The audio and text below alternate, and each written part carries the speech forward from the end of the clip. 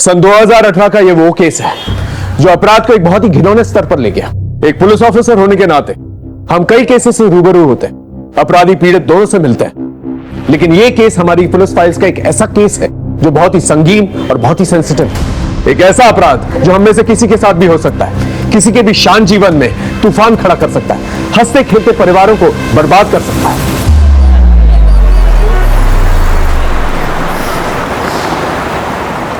बच्चों, अच्छे से पढ़ाई करना और मार्क्स भी अच्छे से लाना। नेक्स्ट क्लास टीचर ये ना कहे कि आप लोगों को मैंने कुछ पढ़ाया नहीं।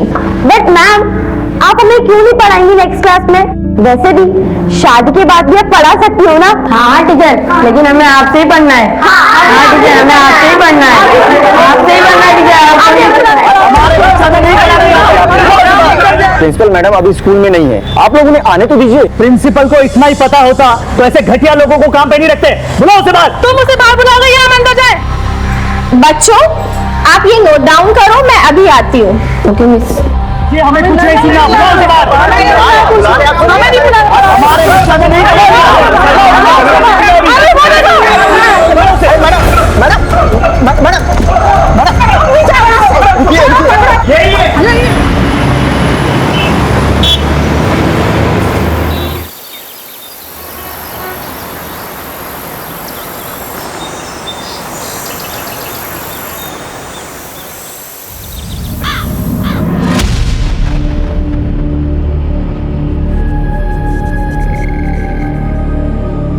पापा, मुझे आपसे कुछ बात करनी थी। बेटा Vineet, I am getting late for work. अरे, आपने तो ठीक से नाश्ता भी नहीं किया अभी। नाश्ता नहीं करूंगा मैं, जूस पी लिया मैंने। चलो बेटा, कुछ तो खा लेते। बाद में बात करते हैं, ठीक है? बाय। मम्मी जी, साड़ी में मैं ठीक लग रही हूँ ना? अच्छी है ना ये साड़ी?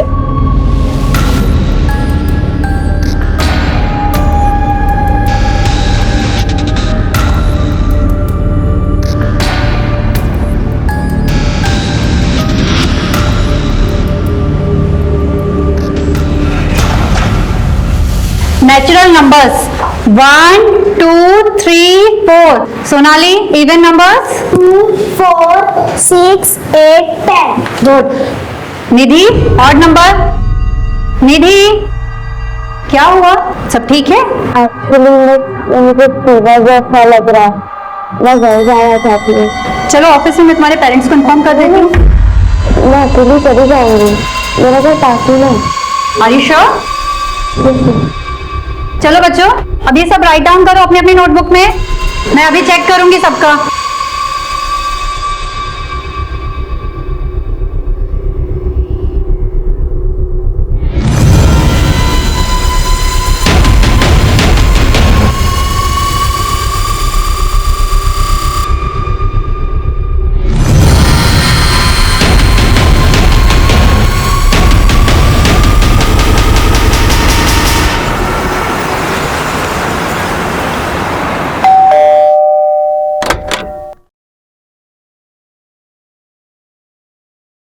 बोला जी मैडम जी। निधि कहाँ है? मैडम जी, निधि बेबी तो अभी तक स्कूल से आई नहीं। क्या आई नहीं अभी तक? मैडम, निधि अभी तक घर नहीं आई। आप प्लीज बता सकती हैं कि कब निकली थी यहाँ से? निधि तो टाइम पर निकल गई थी यहाँ से। Thank you.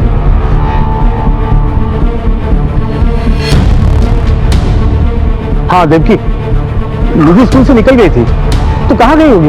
और तुम्हें कैसे कुछ नहीं पता? हाँ, मुझे कैसे पता होगा सागर?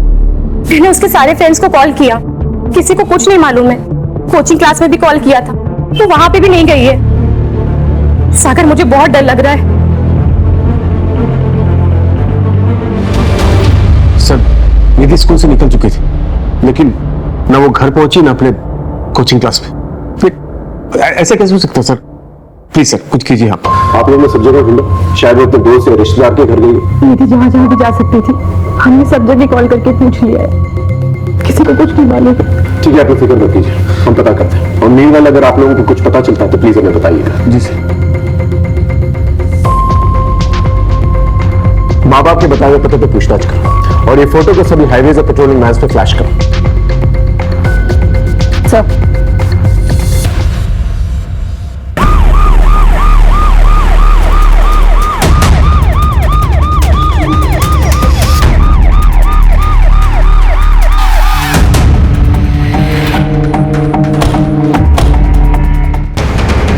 सर, ये तो वही लड़की है निधि, जिसकी मिसिंग कंप्लेंट कल रात को उसके पेरेंट्स ने दर्ज कराई थी। इस एरिया से इसका घर और स्कूल दोनों ही पास है। अगर ये स्कूल से वक्त पर निकली थी तो घर क्यों नहीं पहुंची? इतनी देर कर क्या रही? सर, लगता है इसे देर रात को यहाँ लाकर मारा गया होगा या डंप किया गया होगा। हो सकता है, लेकिन इतना तय है इसका मर्डर उसी एरिया में हुआ और पेरेंट्स को इन्फॉर्म करो। हाँ। हेलो। एक स्कूल जाने वाली लड़की की हत्या शहर के बीचों बीच कर दी गई थी। मामला बहुत ही नाजुक था। हमने बिना वक्त गवाए निधि और उसके परिवार से जुड़े सभी लोगों की जिंदगियों को टटोलना शुरू किया। यहां मैं एक बात बताना चाहूंगा आपको, केस जैसे शुरू हुआ था वैसा बिल्कुल भी नहीं था। इस केस में कई छोटे छोटे चक्रव्यूह थे जो हमारे पीठ पीछे एक बड़े भूकंप का माहौल इख्तियार कर रहे थे।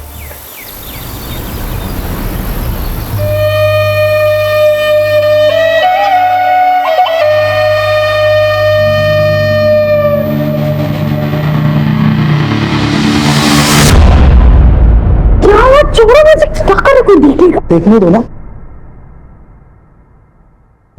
इसलिए बुलाया मुझे। मेरी कोई दोस्त है ना, आज पुराना किला घूमने जा रहा है, तो हमें भी चलना चाहिए। क्या बोलते हो?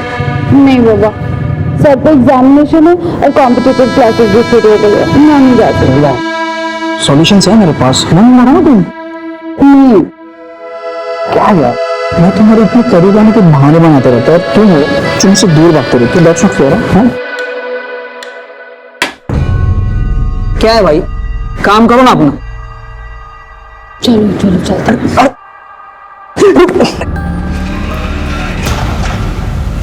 मनीषा, हमें सबसे पहले गवर्नमेंट से परमिशन लेनी होगी क्योंकि इस केस में आला दर्जे के गवर्नमेंट ऑफिसर्स इन्वॉल्व हैं। मैं सारी लीगल फॉर्मेलिटीज पूरी कर दूंगी सर। और एक बात का ध्यान रखें, अपने भरोसेमंद लोगों के अलावा किसी के साथ इंफॉर्मेशन शेयर नहीं करना। भरोसा रखिए सर।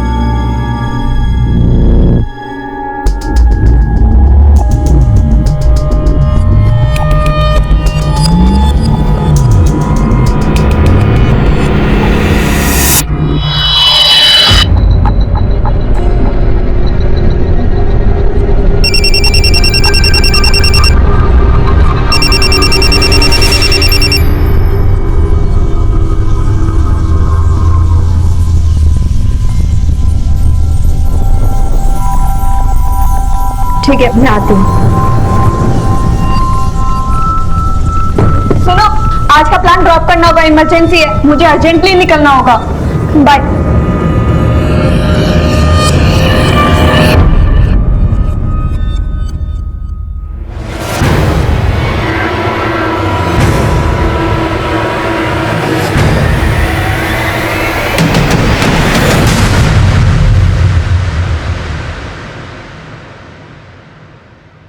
सर, ये मेरी छोटी बहन और उसके फ्रेंड्स हैं, इन्हें छोड़ दीजिए प्लीज। दिखने में तो सब शरीफ घर के लगते हैं, लेकिन रैश ड्राइविंग करते हुए पकड़े गए।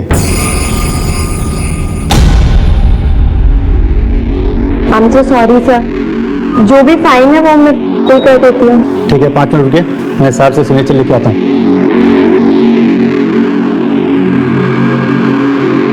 दीदी, आई एम सॉरी, मेरी वजह से आपको इतना। मैंने कुछ पूछा तुमसे? ये सब करने जाती हो तुम कॉलेज? हाँ, और तुम 1000 बार मना किया है मैंने, मेरी बहन से दूर रहने को बोला है ना तुम्हें। ये तुम्हारी लास्ट वार्निंग है, समझे? ठीक है, आप लोग जा सकते हैं। Thank you. चलो।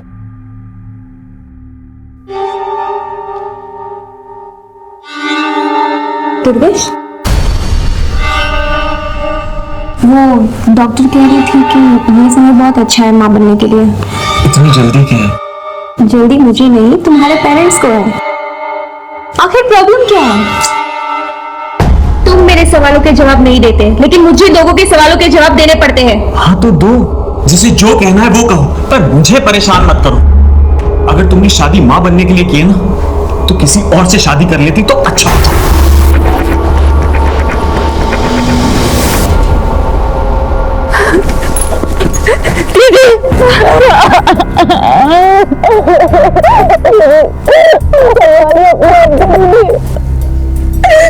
नहीं तारा, हमको छोड़ के चली गई।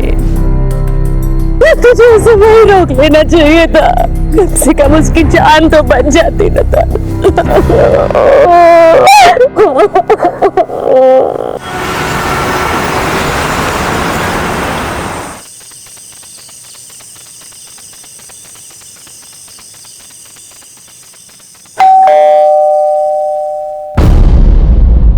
कहाँ रह गई थी? वो मैंने इसे बुला लिया था डिनर पर, तो बस इसीलिए लेट हो गए। चलो अब अंदर।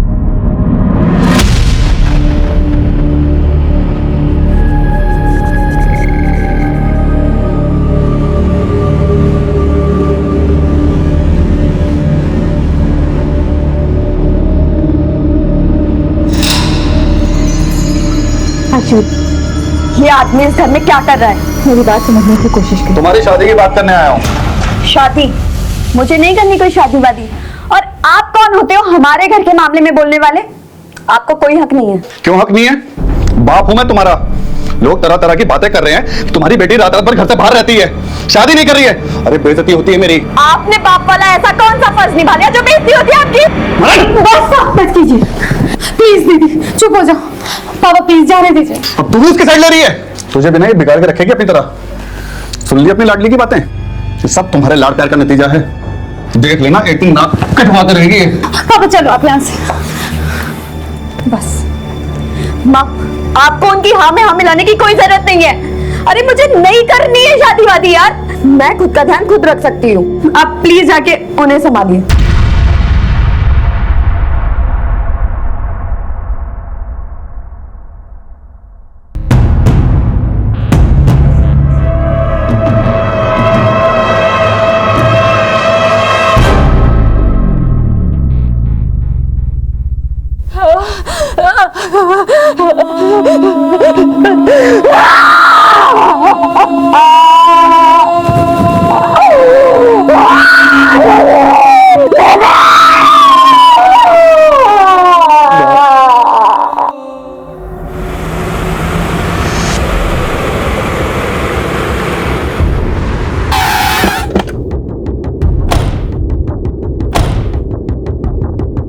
इन दिनों आपने किसी को निधि का पीछा करते या फिर उस पर नजर रखते हुए देखा था? नहीं मैम। तो स्कूल में किसी लड़के से या टीचर से कोई लड़ाई झगड़ा? नहीं मैम, हमारे स्टूडेंट और स्टाफ में कोई ऐसा नहीं था जो निधि को पसंद नहीं करता। वो एक बिल्डिंग लड़की थी। फिर निधि के बिहेवियर में कुछ अजीब नोटिस किया हो? हाँ मैम, कुछ दिनों से निधि का बर्ताव बदला हुआ लग रहा था। वो उदास रहने लगी थी और पिछले 10 दिनों में वो 2 दिन स्कूल भी नहीं आई थी। और अभी 2 दिन पहले अचानक उसके स्कूल में तबीयत बिगड़ गई थी और वो छुट्टी लेकर 11 बजे ही घर चली गई थी। मुझे ऐसा लग रहा है, मैं घर जाना चाहती हूँ। ओके। और हाँ, वो स्कूल के अलावा कोचिंग भी जाती थी। अब अगर वहाँ कुछ हुआ हो तो हम नहीं कह सकते। यस मैम, निधि पिछले 10 दिनों में 3 दिन कोचिंग क्लासेस नहीं आई है। मैंने उससे पूछा भी था तो उसने कहा कि उसकी तबीयत खराब है। मेरी तबीयत ठीक नहीं है, मैं कल नहीं आऊंगी।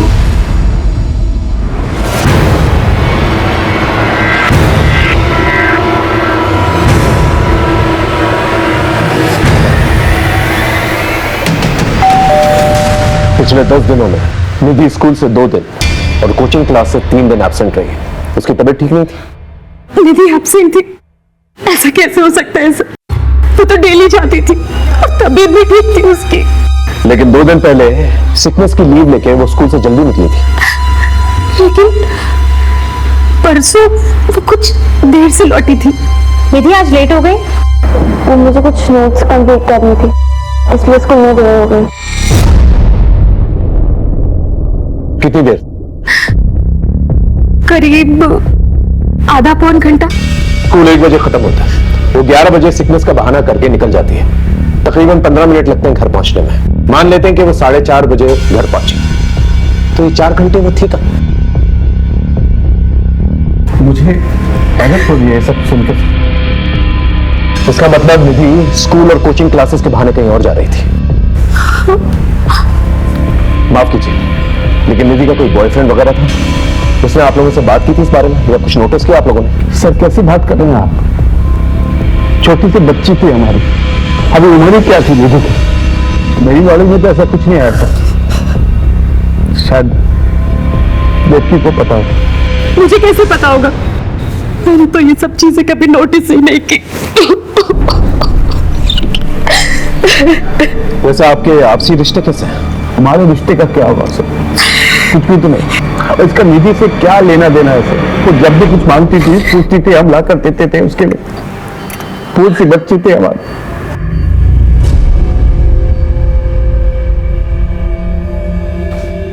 खैर, जरा सोच कर बताइए, आपका कोई दुश्मन जो निधि को मार सकता? नहीं सर, हमारे किसी से कोई दुश्मनी नहीं है। मैं तो अपने बिजनेस पर फोकस करता हूँ। पता नहीं तुम्हारी बच्ची को इसलिए बाहर।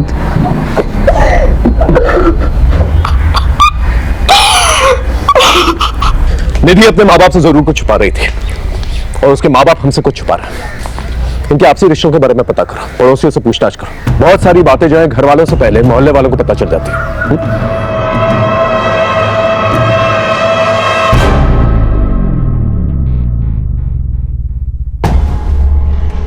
ये क्या बात हुई?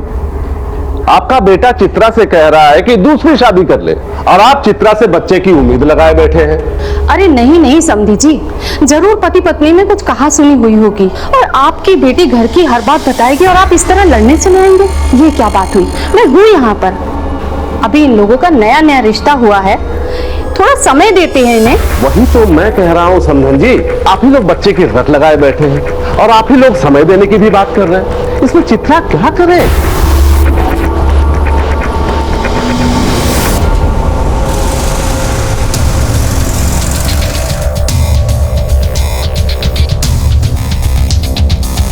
निधि बड़ी प्यारी बच्ची थी।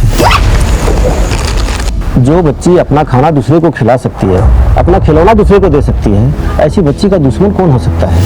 हाँ, सागर को अपने पैसे का थोड़ा घमंड था, लेकिन निधि में ऐसी कोई बात नहीं थी। आपने कहा कि सागर को पैसों का घमंड था, क्या उसका कोई दुश्मन हो सकता है? तो दुश्मनी का तो मुझे पता नहीं, लेकिन इन मियाँ बीवी की आपस में बनती नहीं थी। और ये बात आपको कैसे पता चली? मेरे नौकर ने बताया। वो सागर का नौकर भोला का दोस्त है, आपस में एक दूसरे घर की कहानी बताते रहता है। मैडम, साहब और मेम साहब ऐसे ही है। ऐसा एक भी दिन नहीं गया होगा कि साहब और मेम साहब आपस में झगड़े नहीं हो। किन बातों पे झगड़ा होता था? देखिए, तुमने आज जो तमाशा किया ना, वो गलत है। अच्छा, मैं तमाशा कर रही हूँ?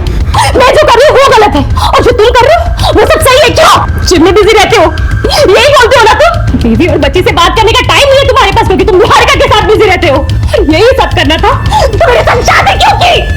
तुम्हारा ये जो पागलपन है ना, तुम अपने पास ही रखो। तुमसे बात करना बेकार है।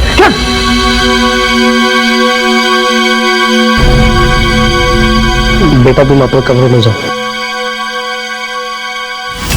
मैडम, किसी दूसरी औरत के कारण झगड़े होते थे, बाद में झगड़ा इतना बढ़ गया था कि साहब और मेम साहब अलग अलग सो रहे थे।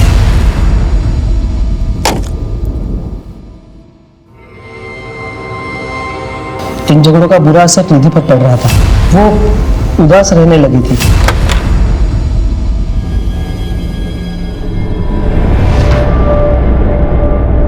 निधि आज लेट हो गई? वो मुझे कुछ नोट्स कंप्लीट करनी थी, इसलिए स्कूल में देर हो गई। बोला जी मेम साहब। निधि के लिए खाना गर्म कर दो। जी।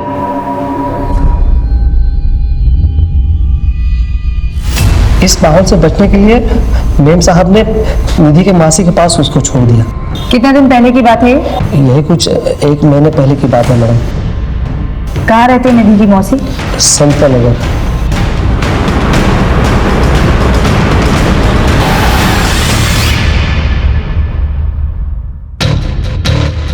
क्या यही है दिक्की की बहन का घर? सर पता तो यही बताया। प्रिया बेटा तुम अंदर जाओ। जी सर, 15 दिन से निधि यहीं पर थी। प्रिया से उसकी बहुत अच्छी बनती थी, बहुत अच्छे से रहती थी वो यहाँ। पर फिर दीदी का फोन आया और उन्होंने कहा कि वो निधि को लेकर जाएंगे। पर निधि तो यहाँ से जाना ही नहीं चाहती थी। मासी, मासी, मुझे नहीं जाना है मम्मी के साथ, मुझे यही रहना है आपके पास। इधर आओ बेटा, बैठ। निधि, सब ठीक हो गया है वहाँ। और तुम फिक्र क्यों कर रही हो? हम आएंगे ना तुमसे मिलने वहाँ। मासी, मैं हमेशा के लिए यही नहीं रह सकती क्या? मम्मी, निधि दीदी को यहीं रख लो ना। काश मेरी मम्मी भी आपके जैसी होती, आप मुझसे कितना प्यार करती हैं। और वहाँ मम्मी डैडी हमेशा झगड़ा करते रहते हैं। इसका मतलब ये बात सच है कि आपके जीजा जी और दीदी के बीच में जो झगड़ा होता था किसी लड़की की वजह से होता था। उस लड़की का नाम पता है आपको? उनके ऑफिस में एक लड़की है, उनकी असिस्टेंट निहारिका। जैसे जैसे उनका पैसा बढ़ता जा रहा है, वैसे वैसे हमारे बीच में दूरियां बढ़ती जा रही हैं। हाँ सर, निहारिका नाम की सेक्रेटरी थी, उसे लेकर ऑफिस में झगड़ा हुआ था।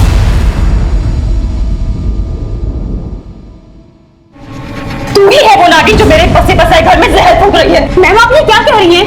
बताओ मैं क्या कर रही हूँ, बताओ तुझे मैं क्या कर रही हूँ। मुझसे बात करते कि क्या तमाशा लग रखा है तुमने? क्या पता, ये ऑफिस है ये। इसीलिए बिजी रहते हो ना तुम, इसीलिए घर देरी से आते हो, थक जाते हो तुम। आज तुम्हें ये फैसला लेना होगा, या तो तुम्हारी जिंदगी में चुड़ैल रहेगी या मैं और निधि।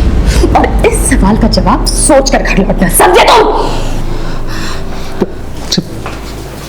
अफेयर था या नहीं वो तो मुझे नहीं पता सर, लेकिन उसकी बड़ी बेइज्जती हुई। उस दिन के बाद से निहारिका ने ऑफिस आना भी बंद कर दिया। ठीक से करो। मैडम, हॉस्पिटल से फोन आया है, निधि की पोस्टमार्टम रिपोर्ट आ गई है।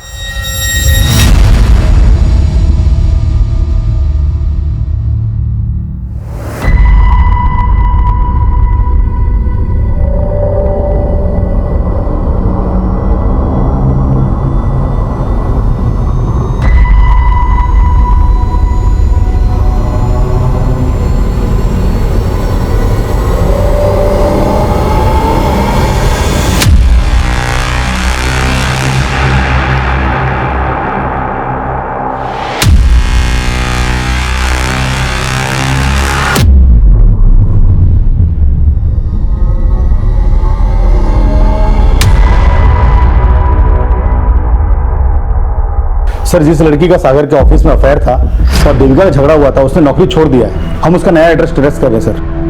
सर, निधि की पोस्टमार्टम रिपोर्ट काफी शॉकिंग।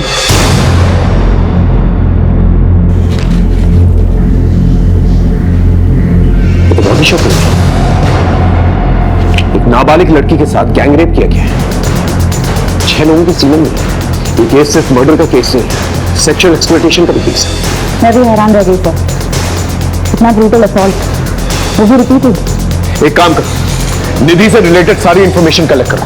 जब तक हमें पूरी इंफॉर्मेशन नहीं मिल जाती, हमें नहीं पता चल पाएगा कि निधि की लाइफ में क्या चल रहा था। छोटी से छोटी इंफॉर्मेशन कलेक्ट करो। एक बेगुनाह बच्ची के साथ इतना बड़ा दुष्कर्म करने वाले को बख्शा नहीं जाएगा। अपनी पूरी पुलिस टीम को अलर्ट करो, इस केस से रिलेटेड सभी लोगों से दोबारा पूछताछ करो। पोस्टमार्टम रिपोर्ट आने के बाद हमारा पूरा पुलिस डिपार्टमेंट हिल चुका था, क्योंकि अब हत्या के साथ साथ सामूहिक बलात्कार की धाराएं भी जुड़ चुकी थी। अपराध की बर्बरता को देखते हुए एक ही सवाल मन में बार बार उठ रहा था कि निधि कितने दर्द से गुजरी होगी। ऊपर से भी हम पर प्रेशर था और कई सामाजिक संस्थाओं ने इस गंभीर मुद्दे पर अपनी चिंता व्यक्त की थी। सवाल कई थे और जवाब ढूंढने में हम सरगर्म थे। हमारी पुलिस टीम के अलावा भी हमने इस केस की छानबीन में और लोगों को जोड़ लिया था। एक आम घर की आम लड़की के साथ इतना बड़ा जुर्म एक बहुत बड़े अपराध की दस्तक था, और इस दस्तक को पकड़कर असली अपराधी तक पहुंचना हमारे लिए एक बहुत बड़ा चैलेंज।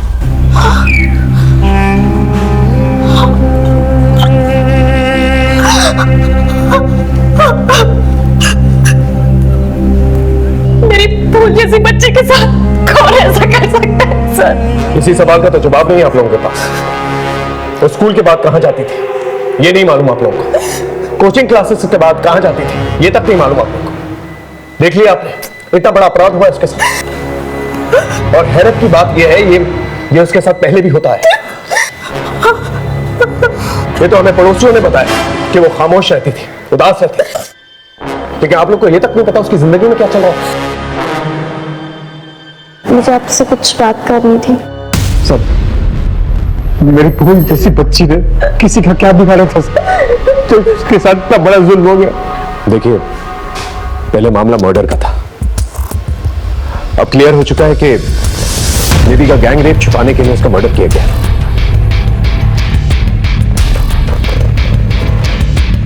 मैं आप लोगों से एक वादा जरूर करता हूं कि मुजरिम को हम जल्द से जल्द पकड़ के लेकर आएंगे।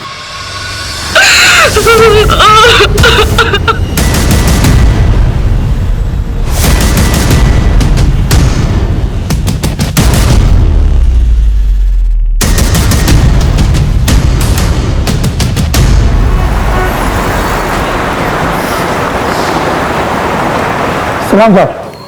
सलाम। गुड्डू, छोटी मोटी खबरें तो बहुत देता है, लेकिन अब की बार एक बहुत बड़े मिशन पर जाना है। जिसके बारे में इंफॉर्मेशन निकालनी है ना, वो गवर्नमेंट का एक बहुत बड़ा आदमी है, उसके ऑफिस से इंफॉर्मेशन निकालनी है। हो पाएगा तुझसे? हाँ, मनिंदर का नाम तो पता साहब, काम हो जाएगा। निधि के घर में निधि से भोला सबसे करीब था, और निधि के गायब होने की खबर भी सबसे पहले भोला ने ही दी थी देवकी को। निधि के माँ बाप एक दूसरे से झगड़ा किया करते थे, शायद इसी का फायदा भोला ने उठाया।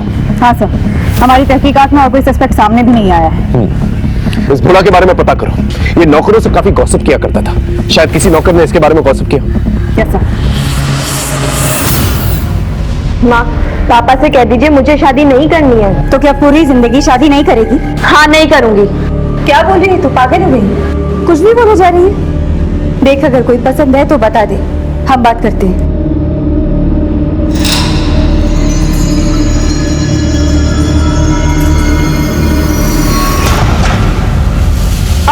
इसे क्या हुआ है? क्या देख। सुहाना, क्या हुआ है तुझे? हम लोगों को लड़ता देख करके तू रोए, ये तो पॉसिबल नहीं है। तो बता क्या हुआ? आयुष से झगड़ा हुआ है? फिर से उसने तुझे कुछ कहा है? बोल ना। कुछ नहीं दीदी, वो मेरी तबीयत ठीक नहीं है और सर में भी थोड़ा दर्द हो रहा है। तू सच कह रही है? हाँ दीदी, तुम्हारी कसम।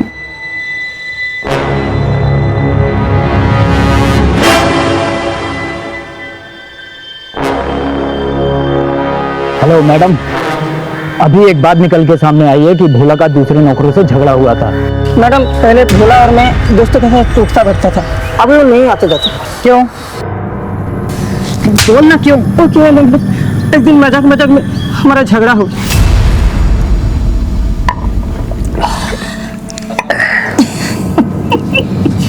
क्या रे बोला? तेरा साहब का अभी भी चक्कर चल रहा है क्या? अरे उनके मामले में नहीं बोलते, वो बड़े लोग हैं। बड़े तो उनकी बेटी भी हो रही है। क्या बोलना क्या चाहता था? बोलना। हाथ मारता है कि नहीं? साइकिल सिखाने के बाद आप छोड़ेंगे नहीं तुमको, तो छोड़ेंगे नहीं हमको। क्या बोल रहे ना? मैंने तो उसको वही कहा था जो भोला की फितरत थी। कॉलोनी के सब काम वालियों के पीछे पड़ा रहता था, अक्सर निधि के साथ भी साइकिल सिखाते हुए दिखता था, इसलिए थोड़ा मजाक किया था तुमने। नाबालिग लड़की के लिए घर के नौकर से गंदी बातें करनी तुझे मजाक लगता है?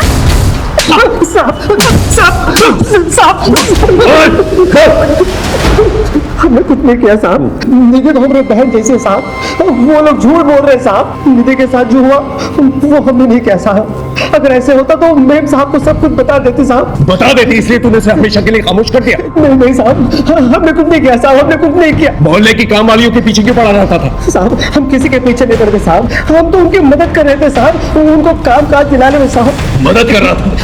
इसका ब्लड सैंपल, और जब तक डीएनए रिपोर्ट नहीं आ जाती उसे यही रखता।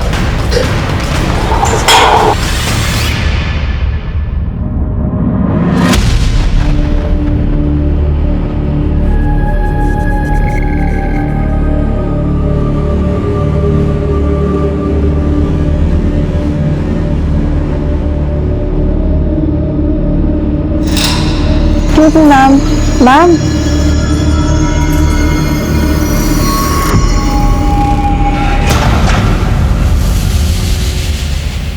The number you are trying to call is currently switched off. Please try again later. उसका फोन बंद आ रहा है। पता नहीं कहाँ गई होगी, अब तक तो उसे आ जाना चाहिए था। आप टेंशन मत लो, मैं देखती हूँ। दीदी, कॉलेज से तो हम लोग साथ ही निकले थे और वहाँ रास्ते में दुकान पड़ती है कपड़ों की, तो उसे कुछ लेना था, वो वहीं रुक गई। कौन सी दुकान? हाँ ये मैम तो आई थी, इनका तो झगड़ा हुआ था। झगड़ा किससे? सुहाना, क्या हुआ? उस दिन के बाद तू मुझे मिली नहीं। आई एम सॉरी, उस दिन मैंने थोड़ी ज्यादा पी ली थी। मैंने कहा ना, मेरा पीछा करना छोड़ दो। ये सब दीदी बोल रही है ना? तुमसे क्या मतलब? किसी ने कुछ भी बोला हो? देखो सुहाना, तुम ऐसे नहीं जा सकते। हाथ छोड़ो मेरा। नहीं, मेरी बात सुनो। मैंने कहा हाथ छोड़ो मेरा।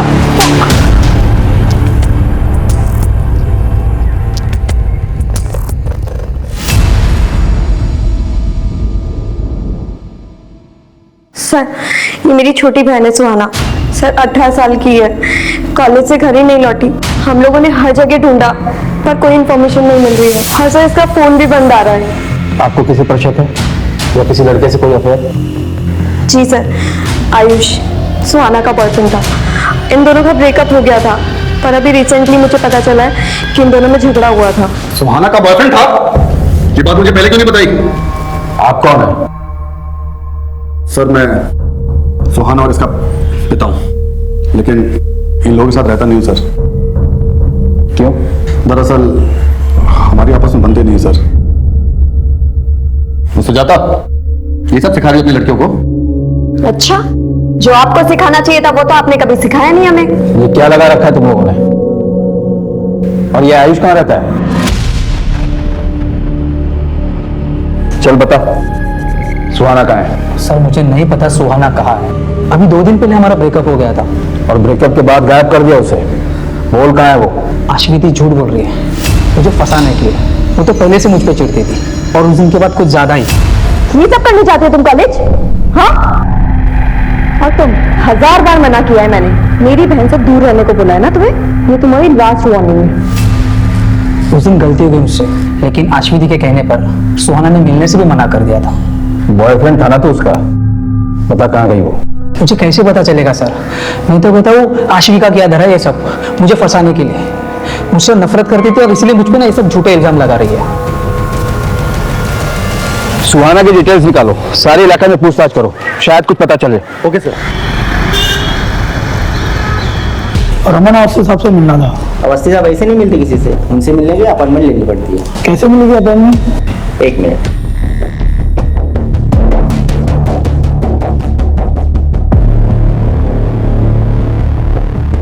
ये लीजिए, साहब का नंबर है, फोन कर लेना। Thank you.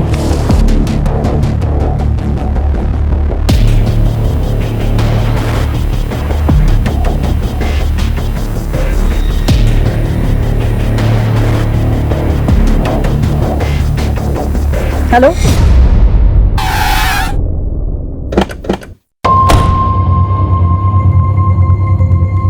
हमने निधि से पूछा था लेकिन उसने कभी बताया नहीं मैडम, उसके आगे पीछे किसी को नहीं देखा। मैडम इतना बड़ा हादसा हुआ है हमारे स्कूल की लड़की के साथ। हमने भी एक स्टूडेंट और टीचर से बातचीत की है, परंतु किसी को कुछ पता नहीं।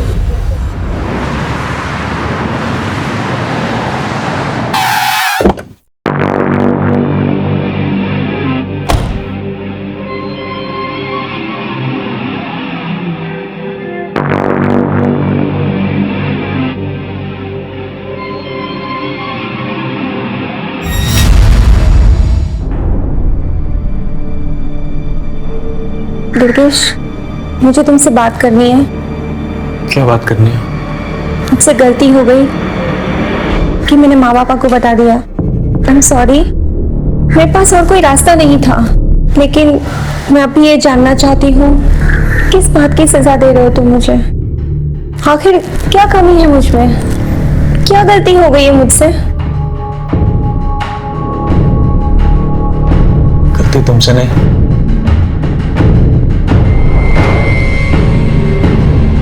मुझसे हुई। कैसी गलती? खबर क्या है वो बता। तो 1 साल पुरानी बात है ना, निधि की स्कूल में एक टीचर थी नीता, उसके नाम था बवाल।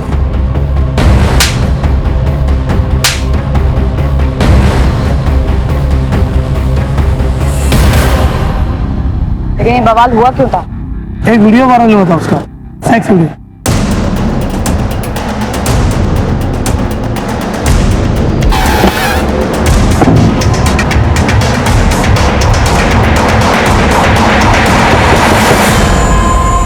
मीता कहाँ है? उसे बुलाइए, हम उसे कुछ जानना चाहते हैं। मीता ने तो आत्महत्या कर ली। अच्छा हुआ जो उसने खुद ही जान दे दी, वरना मैं अपने हाथों से मार देता उसे।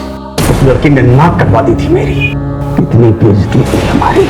गुप्ता जी, हाय हाय, गुप्ता जी, हाय हाय, गुप्ता जी, हाय हाय, ले चलो इसे। गुप्ता साहब, हाय हाय, गुप्ता साहब, ये देखिए, देखिए अपनी बेटी की करतूत। ये गुल खिला रही है आपकी बेटी। ये हमारी बेटियों को पढ़ाएंगी और उन्हें अपने जैसा बनाएंगी। पापा मेरी बात का यकीन कीजिए पापा, ये वीडियो मुझे ब्लैकमेल करके बनाया गया पापा। अरे ये क्या किया तूने?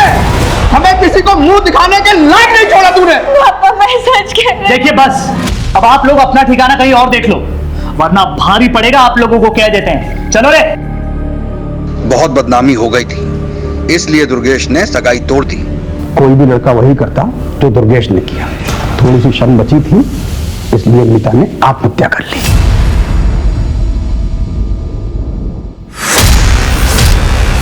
आपने कभी इस बात पर ध्यान नहीं दिया कि हो सकता है मीता सही कह रही थी? सही या गलत से क्या फायदा मैडम? मेरी इज्जत तो चली गई ना मैडम। अब वापस उन बातों को कुरेद करके हमें क्या मिलेगा? निधि और उसकी टीचर मीता दोनों का ही सेक्सुअल असॉल्ट हुआ था और दोनों का ही एक ही स्कूल से कनेक्शन भी था। इसलिए हमने मीता के केस के इन्वेस्टिगेशन ऑफिसर से मुलाकात की। सर, ये वीडियो वायरल हुआ था उस लड़की का, जिसके वायरल होने के बाद मीता पर मॉब ने अटैक किया और उसके बाद उसने सुसाइड कर लिया।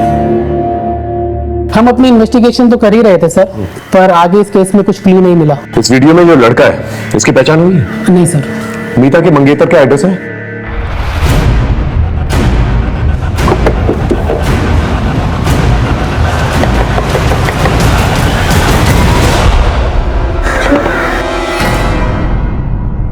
क्या हम दुर्गेश से मिल सकते हैं? उन्होंने 1 महीना पहले ही सुसाइड कर लिया। क्या आपको दुर्गेश की मंगेतर मीता के बारे में कुछ पता था? जी हाँ, खुद दुर्गेश ने मुझे बताया था। मैं अपने पाप का प्रायश्चित करना चाहता हूँ। मेरी अंतरात्मा मुझे जीने नहीं दे रही। क्या बात है? हमें जो कुछ भी मीता के बारे में पता है वो सच नहीं है। मीता का वीडियो धोखे से बनाया गया था। उसी वीडियो से उसे ब्लैकमेल करके बार बार गलत काम करवाए जा रहे थे। ये बात कही थी उसने मुझसे, लेकिन मैंने उस पर यकीन नहीं किया और उससे शादी तोड़ दी। हो सकता है वो झूठ बोल रही हो। नहीं, झूठ नहीं बोल रही थी वो। उसका एमएमएस है इंटरनेट पर। मीता ने अपनी जान देकर सच्चाई का सबूत दिया। उसी रात उन्होंने सुसाइड कर लिया। उसके अलावा मैं कुछ नहीं जानती।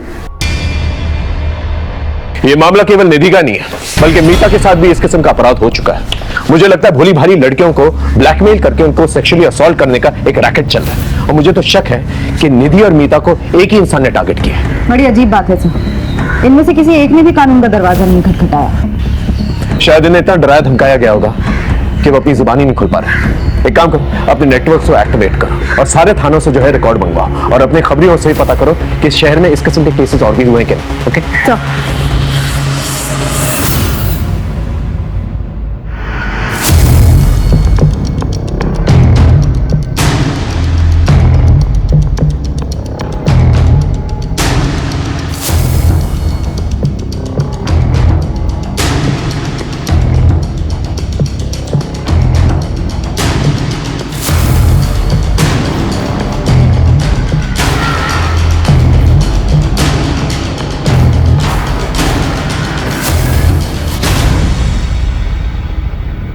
सर यही शॉप है, इसका लाइसेंस 2004 में लिया गया था। ये शॉप किस एरिया में? कपड़ा बाजार, सेंट्रल दिल्ली। ये तो काफी भीड़ भाड़ वाला एरिया है, हजारों लोग आते जाते हैं वहां पर। हमें काफी सावधानी से इस जगह पर काम करना होगा। मैडम, ये गारमेंट शॉप के रजिस्ट्रेशन पेपर्स, सारे डॉक्यूमेंट सही है। ये तो मालिकाना हक किसी मालती शर्मा के नाम पे है, लेकिन पूरी देखरेख रमन अवस्थी करता है, जो कि एक सरकारी कर्मचारी है।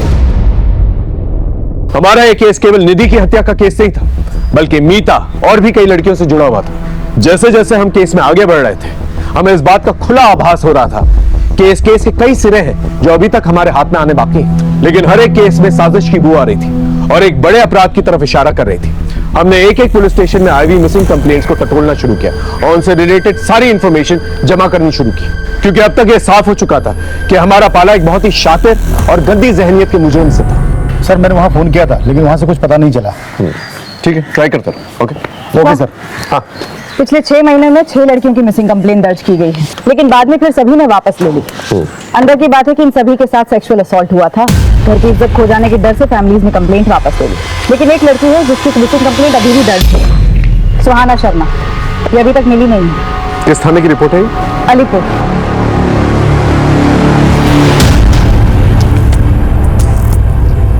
सुहाना शर्मा नाम है। लास्ट टाइम इसे एक गारमेंट शॉप के बाहर देखा गया था। वहां पर इसकी अपने बॉयफ्रेंड से लड़ाई भी हुई थी। हमने इसके बॉयफ्रेंड को डिटेन भी किया, तो उसने कहा कि वो इस लड़की के बारे में कुछ नहीं जानता। इसकी बहन अश्विनी ने कंप्लेंट दर्ज करवाई थी हमारे यहाँ। हमने काफी ढूंढने की भी कोशिश की, लेकिन कोई लीड नहीं मिला, और बाद में इसकी फैमिली ने भी अपडेट लेना बंद कर दिया। इनकी फैमिली का कोई कॉन्टैक्ट नंबर? आपने जब इन्फॉर्म किया कि आप यहाँ आ रही हैं, तो मैंने कांस्टेबल से कहा था कि इनकी फैमिली से कांटेक्ट करें। ठीक है। अश्वी से कोई कांटेक्ट हुआ? सर अश्वी का नंबर भी बंद आ रहा है और वो ट्रेस भी नहीं हो रही है।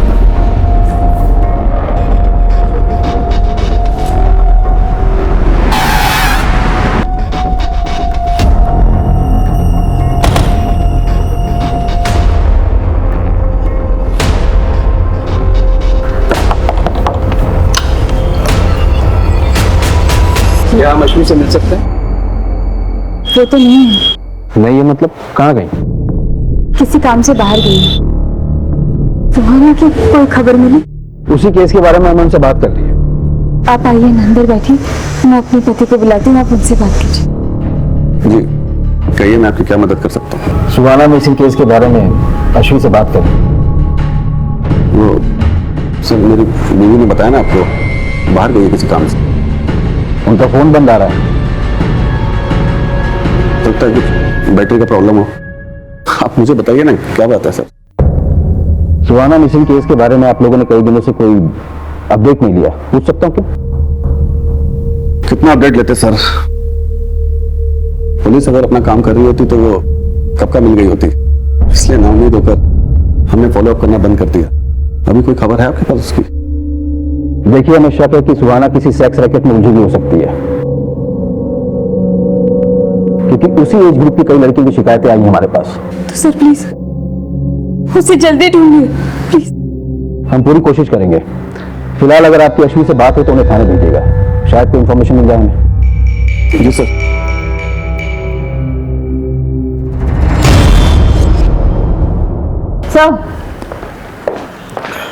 अश्वी का नंबर पिछले 15 दिनों से बंद आ रहा है और उसके पड़ोसियों ने भी उसे देखा नहीं, लेकिन एक नंबर है कॉल रिकॉर्ड्स में जो बार बार फीचर होता है, जिससे अश्वी लगातार टच में थी। अश्वी और चारू के कार्ड से एक ही होटल के बिल भी भरे गए हैं। मैंने चारू को बुला लिया है पूछताछ के लिए। हम दोनों दोस्त हैं सर। दोस्त? कॉल रिकॉर्ड में दोस्ती साफ नजर आ रही है तुम्हारी। क्या चल रहा था तुम्हारे और अश्वी के बीच में? कहाँ है अश्वी और सुहाना? मैं नहीं जानती सर, मैं तो अश्वी को खुद ढूंढ रही हूँ। तुम क्यों ढूंढ रही अश्वी को? हाँ देखो, जो कुछ भी सच है ना बता दो, बोलो। सर मैं आपसे झूठ नहीं बोलूंगी, वो मैं और अश्वी रिलेशनशिप में है सर। हम दोनों लेस्बियन हैं सर। अश्वी क्या हुआ? मुझे अर्जेंटली निकलना होगा अभी। आई कॉल यू ना। बाय। ध्यान से जाना। सर हम बाहर कहीं नहीं मिल सकते थे, इसलिए हम चुपचाप होटल में मिलने लगे, और अश्वी की फैमिली का उस पर प्रेशर था। वो उसकी शादी कराना चाहते थे और वो शादी नहीं करना चाहती थी। फिर सुहाना गायब हो गई और अचानक से कुछ दिन बाद अश्वी भी गायब हो गई सर। तो क्या अश्वी के फादर तो कह रहे थे ऑफिस के काम से वो बाहर गई? नहीं सर, वो कहीं बाहर नहीं गई है, मैं खुद उसके ऑफिस में काम करती हूँ सर। इसका मतलब अश्वी के फादर ने हमसे झूठ कहा। थाने बुलाओ। सच बोलकर अपनी इज्जत की धज्जियां उड़ाते क्या? एक तो पहले ही सुहाना का गायब होने के गम से हम लोग उभरे नहीं थे, क्या अचानक कि अश्वी की सच्चाई सामने आ गई? कैसी सच्चाई? अश्वी कहां से आ रही? सर मेरी पत्नी मर चुकी है, इसलिए मैं कभी कभी कॉल गर्ल्स को बुला लिया करता था। और एक दिन मेरे दोस्त अभय की बेटी आसवी आ गई, और सर एक सच्चे दोस्त के नाते ये बात मैंने अभय को बता दी। सर जान से मार दूंगा तुझे। झूठ बोलता है, यकीन नहीं होता ना? इस नंबर पर बात कर ले। सर इस बात को लेकर के मेरा और अश्वी का झगड़ा भी हुआ था। ऐसा घिनौना काम करने से पहले मर क्यों नहीं गई तू? सर उस दिन के बाद से वो घर नहीं बैठी और आती भी कुछ नहीं से।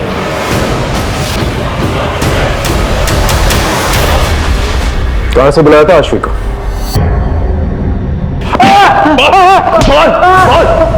सच बोल।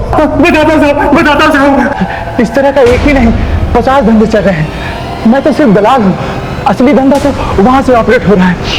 मुझे पीट के कुछ नहीं मिलेगा। सच बोल। हमारी इन्वेस्टिगेशन में हमें वहां पर कुछ भी नहीं मिला। सच बोल।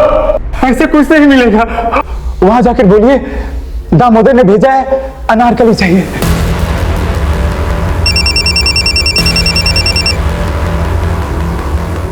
हेलो, ठीक है सर, निहारिका का पता चल गया है।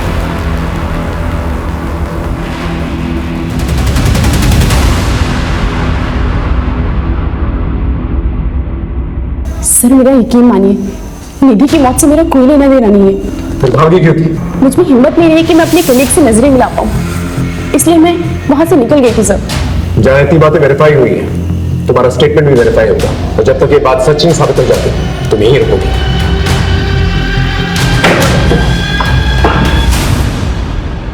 सर साइबर सेल की मदद से हमने मीता के वीडियो के सोर्स को रिवर्स में ट्रैक किया। जो वेबसाइट सामने आई है उसका सर्वर फॉरेन में है। इसी वेबसाइट पर और भी लड़कियों की वीडियोस अपलोड हैं जिसकी इन्वेस्टिगेशन हमने की। आशी और निधि के वीडियोस भी इन वीडियोस में शामिल हैं। इसका मतलब पहले इन लोगों के वीडियोस बना के इन्हें ब्लैकमेल किया जाता है, और फिर बाद में प्रोस्टिट्यूशन में ढकेल दिया जाता है, और फिर और पैसे कमाने के लिए इन्हें फॉरेन साइट्स पे बेच दिया जाता है। इन दरिंदों को रंगे हाथों पकड़ना पड़ेगा। 6 महीने पहले मीता को टारगेट करते हैं ये लोग, और 1 महीने पहले आशु और सुहाना को, और 10 दिन पहले निधि। और ये सब कुछ इस शॉप से कनेक्टेड है। सीधे रेड मारते हैं सर। पॉसिबल है कि सुहाना अभी भी उनके पास हो। नहीं, इसलिए नहीं मार सकते, क्योंकि अगर इन लोगों को जरा सी भी भनक लग गई तो सुहाना और पता नहीं कितनी और लड़कियां जिनकी जान को खतरा हो सकता है। इन दरिंदों को पकड़ने के लिए इन्हीं की तरह शातिर होना पड़ेगा। अब हमारे हाथ में कुछ अहम सुराग लग चुके थे। अब जरूरत थी पूरी जिम्मेदारी के साथ, सावधानी के साथ प्लानिंग करके इस मिशन को अंजाम देने की। हमारी जरा सी भी लापरवाही मुजरिम को चौकन्ना कर सकती थी, उन्हें फरार होने का इशारा दे सकती थी। इसलिए पूरी जिम्मेदारी के साथ और मामले की संजीदगी को समझते हुए हमने प्लानिंग शुरू की।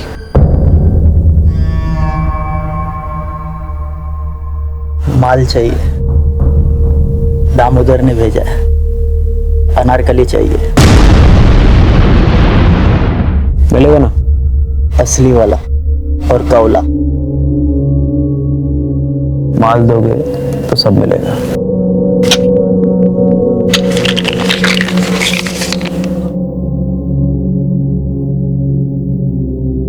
आओ मेरे साथ।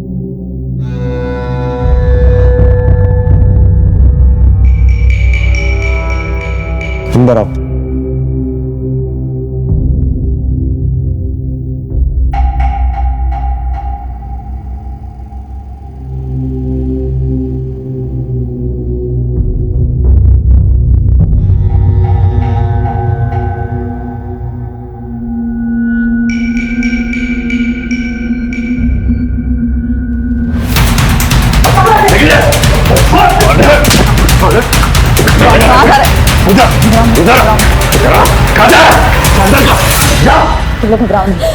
इन बच्चियों को एनजीओ लेके जाओ। चल चल जाओ।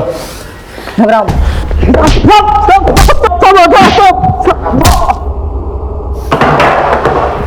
बोल। मीता, सुहाना, आशु, सब बाकी लड़कियों को मैंने धंधे को उतारा। किसी की मजबूर बहू बेटियों को बेचकर उनसे पैसे कमाकर उसे धंधे का नाम देता। गवर्नमेंट ऑफिसर होकर ऐसी नीच हरकतें करते हुए शर्म नहीं आई तुझे? हाँ? अब सच सच बता, कौन कौन इन्वॉल्व है तेरे साथ इस धंधे में? बोल। सब मैं हूँ अकेला। सब मैंने दिखावे के लिए गारमेंट शॉप खोल के रखी है, और वहीं से हम लोग अपना शिकार तलाश करते हैं। ट्रायल रूम किधर है? बता दो। उस तरफ।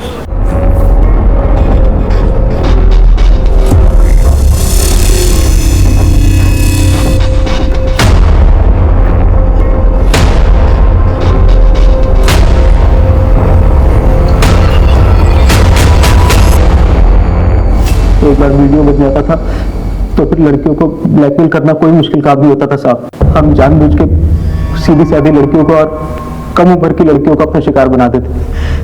ताकि वो आसानी से हमारे चंगुल में फंस सके।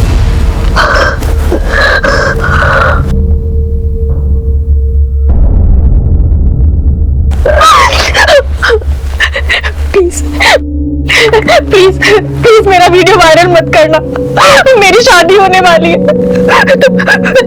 तुम जो बोलोगे, जैसा बोलोगे मैं करूंगी, प्लीज। सुहाना को तूने इस तरह से फंसाया, आशवी को कैसे फंसाया? सुहाना की कस्टमर पे ज्यादा टाइम ले लिया था, तो उसे ढूंढते ढूंढते आशवी दुकान पर आ गई थी। मेरी बहन है सुहाना, ये आपकी दुकान पर कपड़े खरीदने आई थी। ये आई थी यहाँ पर। आशवी बहुत खूबसूरत थी साहब, और उसके हमें ज्यादा पैसे मिलते, इसलिए उस दिन हमने सुहाना को वहां से जाने नहीं दिए, और सुहाना के जरिए हमने आशवी को अपना शिकार बनाया।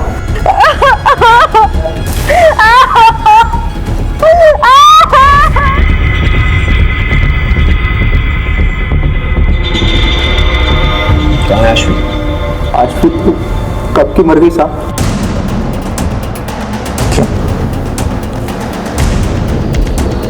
तूने उसका मर्डर किया? नहीं साहब, मैंने उसे नहीं मारा, उसे तो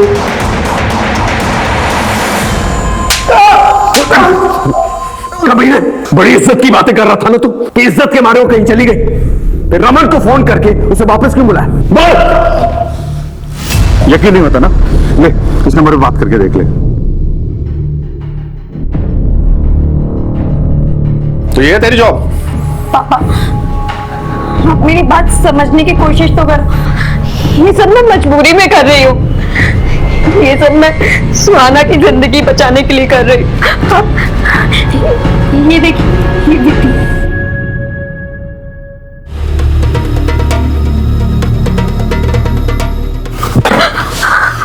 मुझे पहले ही पता था, खुद तो बर्बाद हो गई और उसे भी नर्क में झोंक दिया तूने।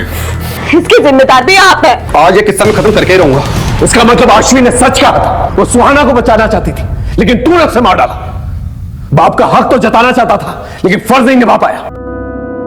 उसने एक बार तुझसे भरोसे की उम्मीद की थी, अगर तूने उस पर भरोसा कर लिया होता तो आज वो जिंदा होता।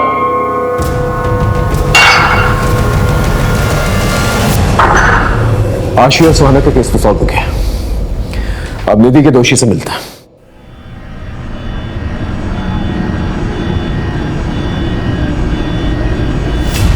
आशवी, सुहाना, उम्मीदा को तूने नहीं मारा, फिर उस मासूम बच्ची की क्या गलती थी? निधि, उसे क्यों मारा? निधि किसी के लिए खतरा बन गई थी, इसलिए उसे मारना पड़ा।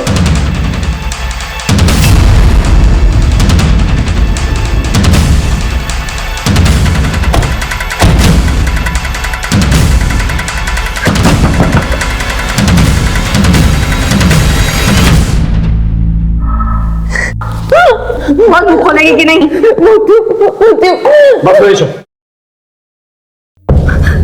सब बताती हूँ सर, मेरे पति शिव का बिजनेस अच्छा नहीं चल रहा था और मुझे पैसे चाहिए थे।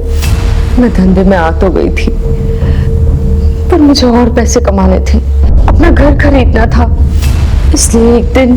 तारा देख, एक फॉरेन की पार्टी है मेरे पास, 1 लाख रुपए मिलेगा।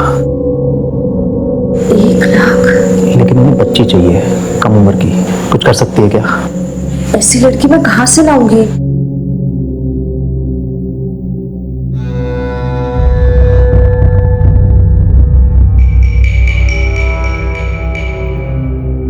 रमन, तेरी हिम्मत कैसे हुई मेरी बेटी को आंख उठा के देखने की? दोबारा देखना तो आंखें नोच लूंगी, मैं बता रही हूँ। देख ले तारा, तेरे फायदे के लिए कह रहा हूँ, 1 लाख रुपए कम नहीं होते। घर खरीदना ना तुझे। और फिर एक दिन निधि,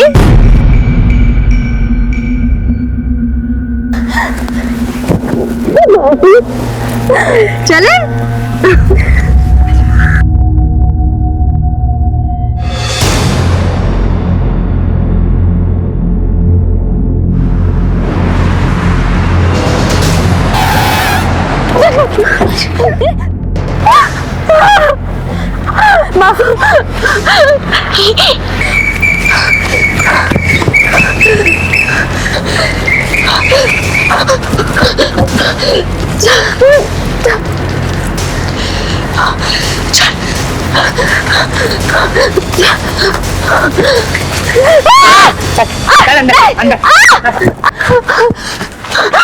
मेरी बेटी को छोड़ दो, मेरी बेटी को छोड़ दो। तुझे भले ही पैसे से प्यार ना हो, लेकिन मुझे तो है। मैं तो वसूल करके रहूंगा। मैं दे दूंगी। बच्चे को लेकर आओ। प्रिया, कितने पैसे देगा इस लड़की के बता। मुझे तो ये नहीं, मुझे तो ये चाहिए। वो चाहिए? नहीं, निकल।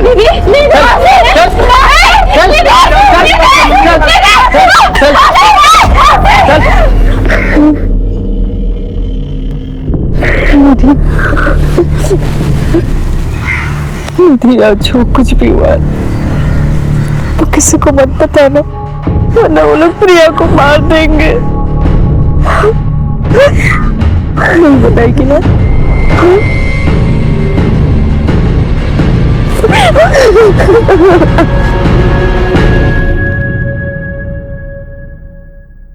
कुछ दिन तो निधि चुप रही, लेकिन एक दिन बोल पड़ी। तारा मासी, मैं थक गई, मुझे कुछ अच्छा नहीं लगता। मम्मी पापा मेरी बात नहीं सुनते। मैं प्रेमा को सब कुछ बता दूंगी, वो हमारी मदद करेगा, मुझे भरोसा है। निधि बच्ची थी, कभी भी किसी के सामने भी मुंह खोल सकती थी। निधि अगर कुछ दिन और सहन कर लेती तो उसे आदत पड़ जाती। मासी थी तू उसकी, मासी मां जैसी होती है।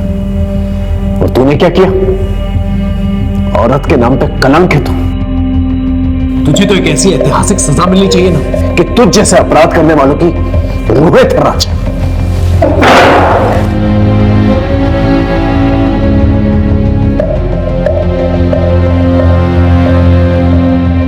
जो संगीन जुर्म इस औरत ने किया है, अगर कानून में फांसी से बढ़कर भी कोई सजा होती तो मैं उसकी मांग करता जज साहिबा। ये औरत जात के नाम पर एक कलंक है। फांसी की सजा भी इस औरत के लिए कम होगी।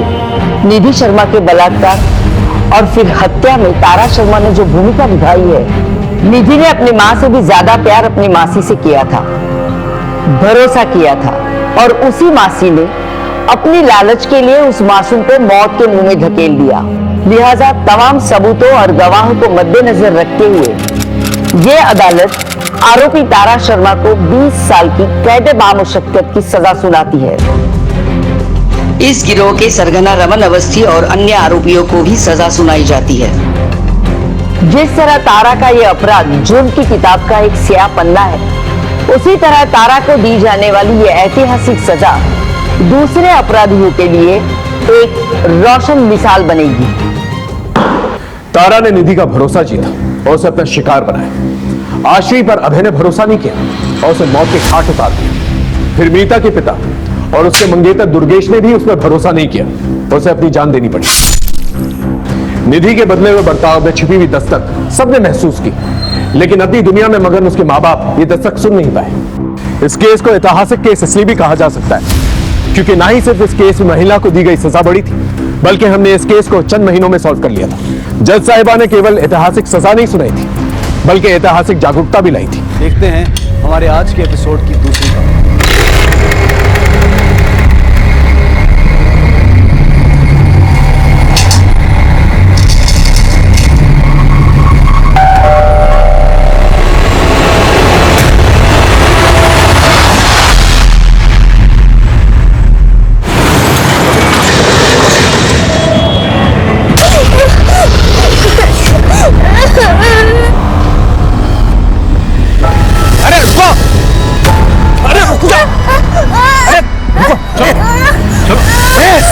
क्या किया बच्चे के साथ? कुछ नहीं तो खून कैसा? अरे आप मेरी बात नहीं हो रही है। अरे आप गलत समझ रहे।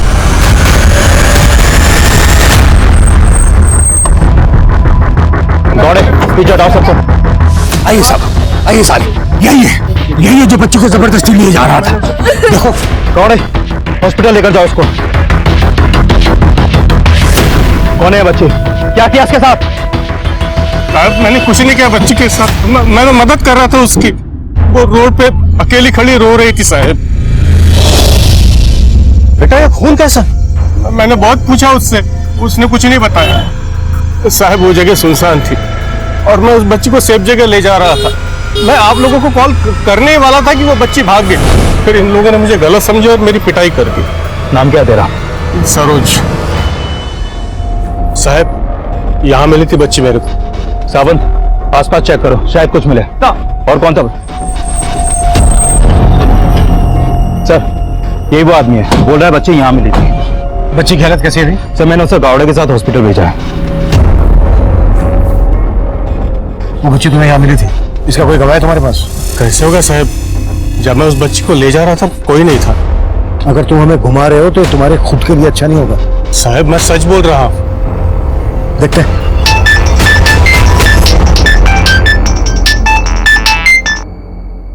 हेलो सर, बच्ची के बॉडी पे किसी भी तरह का एक्सटर्नल इंजरी नहीं है, बस उसके कपड़ों पे खून लगा था। मोलेस्टेशन के साइन?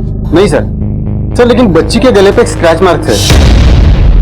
शायद किसी ने बच्ची को गला दबा के मारने की कोशिश की गई थी। अगर उस बच्ची को गला दबा कर मारने की कोशिश की गई तो उसके कपड़ों पर इतना खून कैसे आया? सर वहां पे खून मिला। मैं बाद में कॉल करता हूँ।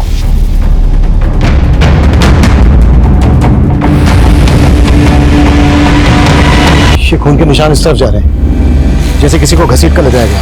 कम।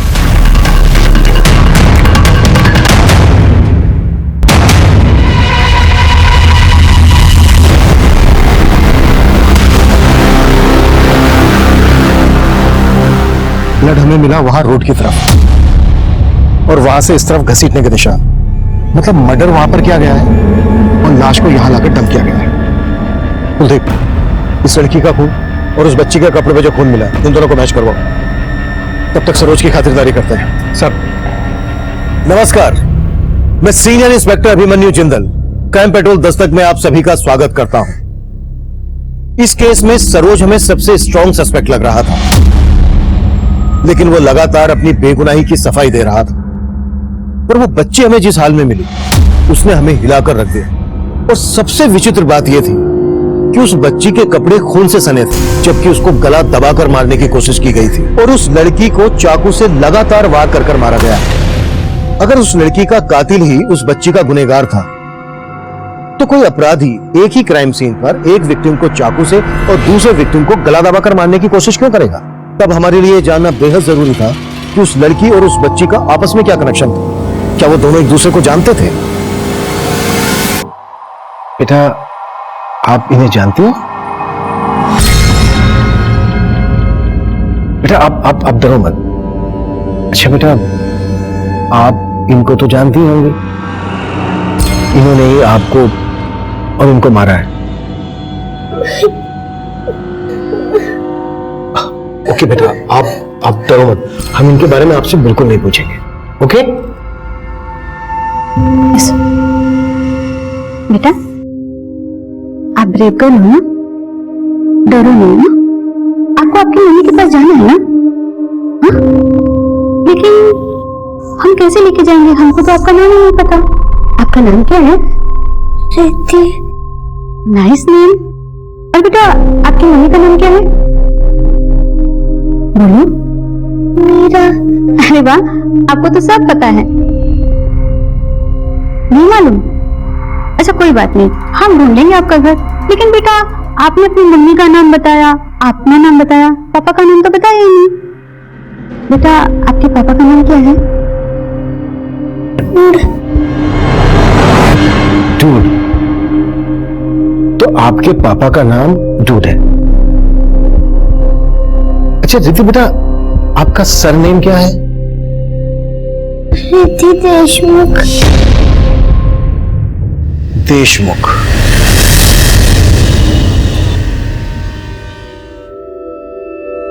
लेडीज एंड जेंटलमैन, हम नीम मुक्ता पांडे अपनी प्यारी सी मदर इन लॉ और फादर इन लॉ के सामने हमारी लेटेस्ट डिजाइन्स पेश करने जा रहे हैं। और आप म्यूजिक।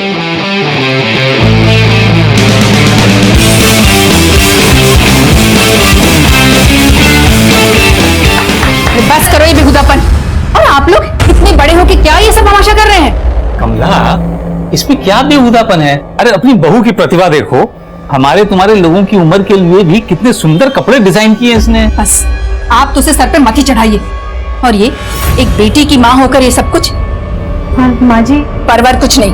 अगर इतना ही झंडे गाड़ने का शौक है ना तो पहले हमारे लिए एक पोता पैदा करके दिखा।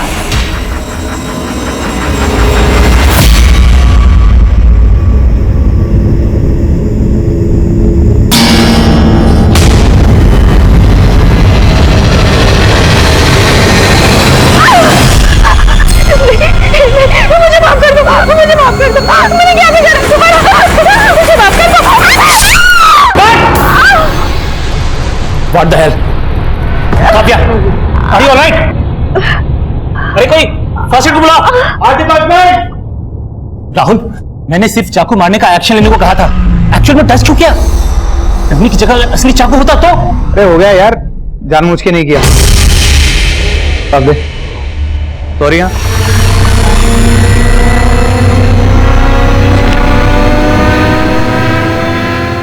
क्या हुआ बेटा? क्या हुआ? आप इतना डरी हुई क्यों हो? बेटा कोई बुरा सपना देखा आपने? हाँ? कुछ नहीं होगा बच्चा मेरा, कुछ नहीं होगा। उस बच्ची ने अपनी माँ और अपना नाम सरनेम तो बता दिया, लेकिन फादर के नाम पर डूड बोलती है। भला डूड किसी का नाम कैसे हो सकता है? सर ये भी तो हो सकता है कि उसकी मम्मी उसके पापा को डूड बोलती हो, जो उसने रट लिया। लेकिन सर उस बच्ची ने इस लड़की को आइडेंटिफाई नहीं किया जिसकी लाश हमें मिली थी। ये बच्ची इस लड़की का फोटो देखकर डर गई थी। इन दोनों के बीच कोई रिश्ता है या? सर रिद्धि के कपड़े पे मिला ब्लड उस लड़की के ब्लड से मैच हो गया। यानी ये कंफर्म हो गया है जब इस लड़की का मर्डर हुआ तो ये बच्ची इसके साथ ही थी। और सर अगर ये बच्ची इस लड़की के साथ थी तो इस बच्ची ने इस लड़की को पहचाना क्यों नहीं? इस पहेली को सुलझाने के लिए फिलहाल हमारे पास इस बच्ची और इसकी मां का नाम और सरनेम। इसी के जरिए हमें इस बच्ची रिद्धि के परिवार और इस लड़की की पहचान पता करनी है। सर एक जरिया है। रिद्धि के मेडिकल एग्जामिनेशन के वक्त एक बात सामने आई है, उसके पैर में सर्जरी का एक मार्क है। सर डॉक्टर ने कहा कि उसके पैर में मेजर फ्रैक्चर हुआ था, उसके वजह से उसकी सर्जरी करनी पड़ी। इसके जरिए हम ये पता लगा सकते हैं कि रिद्धि की सर्जरी कहाँ हुई थी। ठीक है। साथ ही देशमुख सरनेम वाले आदमियों की मिसिंग कंप्लेंट स्कैन करो और ये पता लगाओ इस सरोज के साथ किसी देशमुख सरनेम वाले आदमी का कोई कनेक्शन है। Sure sir.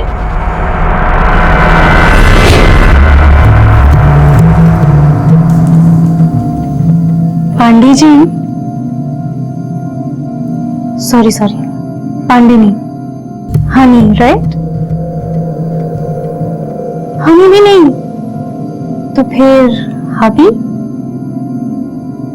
इस रात को और भी ज्यादा रोमांटिक बनाने के लिए पेश है मेरे हैंडसम हबी को और भी ज्यादा हैंडसम बनाने वाला केसर वाला दूध।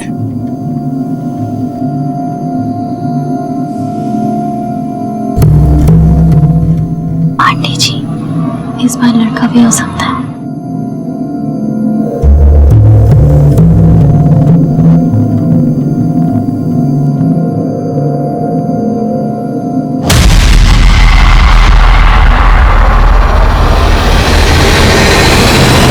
सर रिद्धि का यह ऑपरेशन करीब 2-2.5 साल पहले हुआ था, जब उसका फ्रैक्चर हुआ था और उसके बोन्स को सपोर्ट देने के लिए मेटल प्लेट डाली गई थी।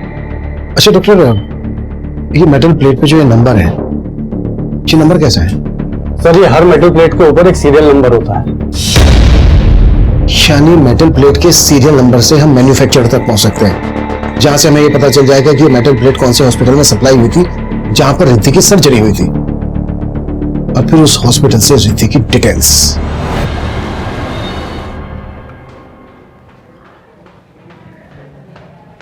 आपका टिफिन पूरा खा लीजिएगा। इतनी बड़ी? अरे ये किसके लिए लाई हो? हमारे लिए लाई हो या खाली पहलवान के लिए? हम नहीं पहनेंगे ये। अरे नहीं पहनना तो फेंक क्यों नहीं देते? एक तो इतने प्यार से इनके लिए गिफ्ट लेके आओ, थैंक यू बोलना तो दूर की बात है, बस कमियां ही निकालते रहो। अरे नहीं पसंद आने झोला तो फेंक दो ना। किसने कहा ये झोला है? कितने प्यार से लाई है अम्मा जी। इनकी पसंद पर नहीं तो इनके प्यार पर जाइए। शादी के इतने सालों बाद भी आपके लिए गिफ्ट लाती है। एक सेकंड, ये चोट कैसे लगी तुम्हें? मनोज ने मारा? जरूर इसी ने कोई ओछी हरकत की होगी, वरना मनोज किसी को ऐसे नहीं मारता। अरे तुम हमेशा इसके पीछे पापा, आप हमारी पैरवी मत करिए। और अम्मा जी के ताने तो मनोज जी के मार से भी ज्यादा मीठे लगते हैं हमें। और हमारा मनोज जी का रिश्ता एक दिन जरूर सुगम बनेगा, आप चिंता न करें। फिलहाल हम आप दोनों के बीच इस तोहफे की खटास को मिटा दें। अब देखिए कैसा लग रहा है, हम इसको अच्छे से सिल देंगे, अच्छा लगेगा। तेरा हाथ लगने से तो बेकार से बेकार चीज भी अच्छी हो जाती है। मुझे पता है तू ही हमारे निकम्मे बेटे को सुधार सकती है। पापा, हमने कुछ सोचा है। कल हमारी मैरिज एनिवर्सरी है, तो हमने उनके लिए एक सरप्राइज प्लान किया है। हमें लगता है उन्हें बहुत अच्छा लगेगा और सब ठीक हो जाएगा। Best of luck. Thank you. एक चाय देना।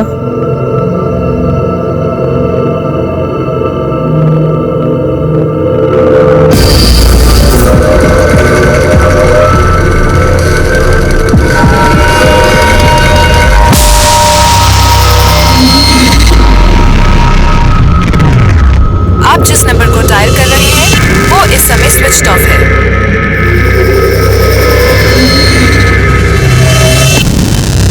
चलो मम्मा, मेरा नाम विनीता से विनीत कर दो और बॉयज वाले कपड़े भी डिजाइन कर दो और बॉयज वाले हेयर कट। मैं लड़की से लड़का बन जाऊंगी और दादी को भी एक पोता मिल जाएगा। अच्छा, और जब तुम्हारा भैया आएगा तो उसको लड़के से लड़की बना दे हैं? हाँ हाँ, उसे अपना बहन बना देंगे तो आप भी खुश, पापा भी खुश और दादी भी खुश। तो सरोज के बैकग्राउंड से हमें ऐसी कोई लीड नहीं मिली जिससे कि वो किसी देशमुख को जानता हो, लेकिन उससे गांव से एक बात पता चली है। 3 साल पहले उसकी बेटी और बीवी गायब हुई थी, लेकिन लोकल पुलिस को उस पर शक था कि उसने अपनी बीवी और बच्चे को गायब किया था, लेकिन उसके खिलाफ कोई सबूत नहीं मिले। इस सरोज की बीवी और बच्ची के गायब होने का इस लड़की के मर्डर और रिद्धि से क्या कनेक्शन हो सकता है? सर, हमने सरोज को बहुत तोड़ा, लेकिन वो अभी यही बोल रहा है कि उसने कुछ नहीं किया। सरोज को यहाँ रखकर उस पर हाथ चलाने से अच्छा है उसे छोड़कर उस पर नजर रखो। अगर सरोज ने कुछ किया है तो बाहर जाकर हमें कोई लीड दे सकता है।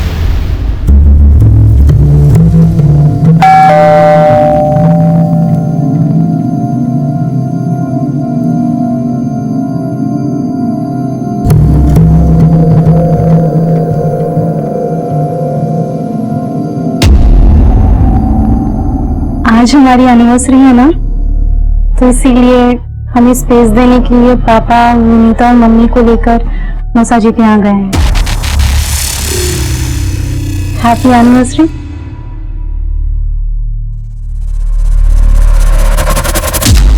क्या हुआ, आज भी बात नहीं करेंगे हमसे? हमारा इंतजाम अच्छा नहीं लगा? इंतजाम? भाई सब खर्चा क्यों हो रहा है? 4 बार तुम्हारा अबॉर्शन हुआ है, हर बार लड़की। देखो नजर नहीं पाती हो तुम, हमको पता है। अम्मा बाहर जाती है, सब लोग कहते तुम्हारा बहू को पोता नहीं दे सकती। इसमें हम क्या कर सकते हैं, ये औरत के हाथ में नहीं होता। साइंस में भी लिखा है कि बेटा हो या बेटी, ये सिर्फ मर्द पर निर्भर करता है। ये सब कर रही हो ना, हमको पता बेटा के लिए नहीं कर रही हो, ये सब तुम कर रही हो अपनी जरूरत के लिए। हमको सिर्फ आपका प्यार चाहिए। क्या चाहिए तुमको? सर, उस हॉस्पिटल का पता चल गया जहां 2 साल पहले रिद्धि की सर्जरी हुई थी। ये उसकी फाइल सर। सर, मैंने हॉस्पिटल में पता किया रिद्धि के इलाज की पेमेंट एक क्रेडिट कार्ड से की गई थी, और मैंने चेक किया वो क्रेडिट कार्ड किसी राहुल देव के नाम पर इशू हुआ था। राहुल देव? रिद्धि ने अपना सरनेम देशमुख बताया था, तो कि राहुल देव उसकी सर्जरी की पेमेंट क्यों करेगा? सर, बैंक से राहुल देव के घर का एड्रेस और ये उसका फोटो भी वहां से मिला है। मुझे उस लड़के के साथ फिल्म नहीं करनी, मतलब नहीं करनी। निकालो उसे। राहुल जी, समझने की कोशिश कीजिए, इस स्टेज पे हम कुछ नहीं कर सकते। हमारी फिल्म आधी से ज्यादा शूट हो चुकी है। देखो, अगर तुम्हें मेरे साथ काम करना है तो उस लड़की को बाहर निकालना हूं। निकालो उसे। राहुल जी, नई लड़की है, समझा दिया मैंने। अब जबरदस्ती अगर उसे फिल्म से बाहर निकालेंगे, सेक्सुअल हैरासमेंट का केस कर देगा, फिर अपनी इमेज के बारे में तो सोचिए।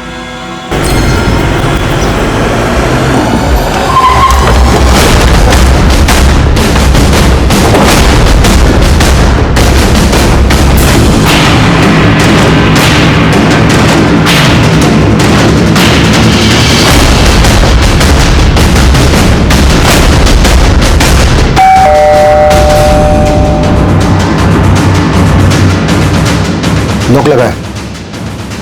पड़ोसी से पता करो इस राहुल के बारे में। आप इनको जानते हो?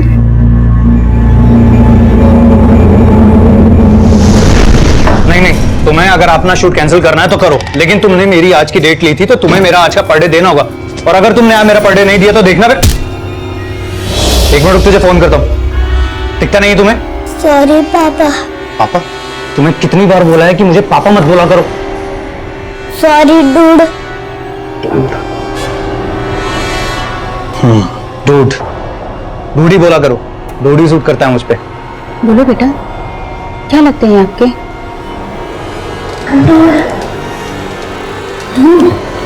ये बच्ची क्या लगती है राहुल को? ये तो रिद्धि है, राहुल की बेटी। ये लड़की हमें गुमशुदा मिली थी और इसने अपना सरनेम हमें देशमुख बताया था। तो क्या राहुल का पूरा नाम राहुल देव देशमुख तो नहीं है? नहीं सर, राहुल तो पंजाब का रहने वाला है। राहुल की बेटी और उसकी बीवी मीरा कई महीनों से यहाँ नहीं रह रहे। राहुल और मीरा के बीच काफी मनमुटाव था, इसीलिए दोनों अलग हो गए। और ये लड़की कौन है? मैं नहीं जानती सर इसे। रिद्धि की माँ मीरा, वो कहाँ रहती है आजकल? मालूम नहीं सर, जब से रिद्धि और मीरा यहाँ से गए हैं उन्हें कभी यहाँ देखा नहीं, और राहुल को भी कुछ पड़ी नहीं थी उनकी।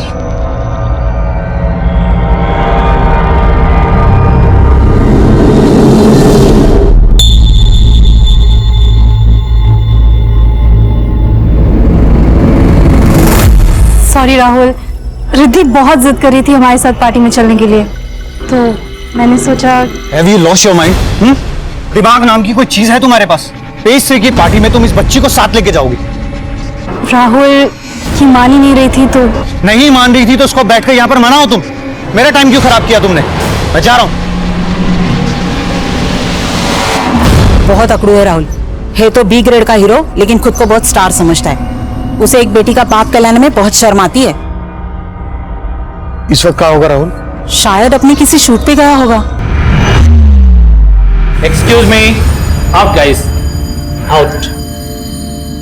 Listen guys, जो हुआ सो हुआ, मिट्टी डालते हैं। Now I want तुम दोनों मिलके इस सीन पे फोकस करो। राहुल यहां से आएगा और तुम्हारा रेप करेगा। I want to see full struggle, pain in your eyes, right? Take करेंगे। Going for the take guys. डरो मत, वो क्या है ना, पहले वाले सीन में मैं ज्यादा मूड में चला गया था। अब करते हैं अच्छे से। डोंट वरी राहुल, हम मुझे तुम्हारा डर नहीं है। आई नो तुम किसी का मर्डर कर सकते हो, लेकिन रेप नहीं। Action, cut cut. अरे क्या कर रहे हो तुम लोग? ये तुम्हारा रेप कर रहा है या तुम इसका रेप कर रही हो? अरे अपने कैरेक्टर में रहो ना यार। I'm sorry सर, मैं अपना कैरेक्टर भूल गई थी, लेकिन राहुल अपने कैरेक्टर में था। तुम लोग मुझे ठीक से शॉट दोगे या पिक्चर बंद करके डब्बे में डाल दूं मैं? नेक्स्ट शॉट करेंगे। नेक्स्ट शॉट तो थाने में होगा इस राहुल के साथ।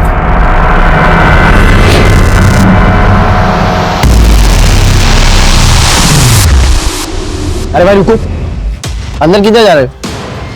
नहीं बस कुछ नहीं, बिना परमिशन के आप अंदर नहीं जा सकते। चलो आप बाहर निकलो। ठीक।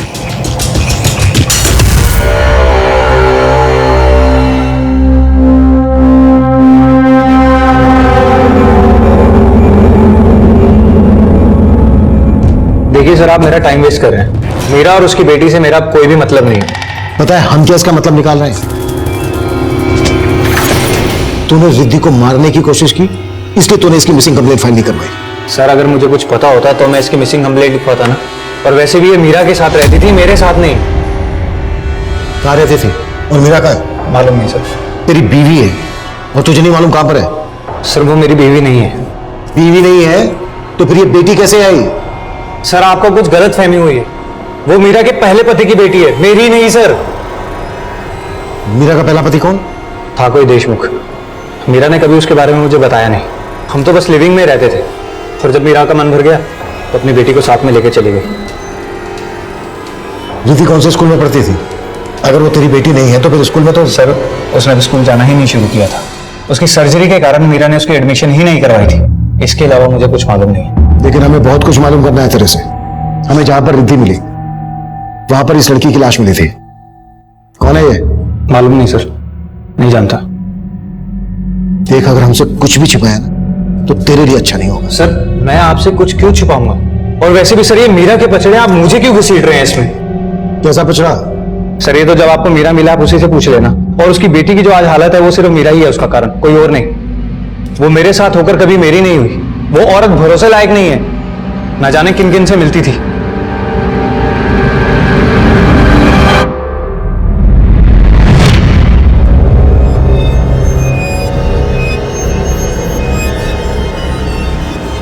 मीरा, कौन था ये? मेरा जानने वाला था। तुमने इसको इतने पैसे क्यों दिए? उधार दिए। तुम्हारा ये ऐसा कौन सा खास है जो तुमने उसको इतने पैसे उधार दिए? तुम मुझे अपने बारे में सब कुछ बताते हो क्या? जब तुम नहीं बताते तो मैं क्यों बताऊं? तुमने मुझे हक ही नहीं दिया है कि मैं तुम्हारे हर सवाल का जवाब दूं। मैंने तुम्हें और तुम्हारी बेटी को अपने घर में जगह दी है, इससे ज्यादा क्या हक चाहिए तुम्हें? सर मैं उससे शादी करना चाहता था, लेकिन उसका ये रवैया देखकर मैंने अपना डिसीजन बदल लिया। और वो आदमी कौन है जिसके बारे में तूने अभी बताया? मालूम नहीं सर। तुझे ये नहीं मालूम कि मीरा कहाँ पर है? उसका फोन नंबर तो होगा तेरे पास? लीजिए sir.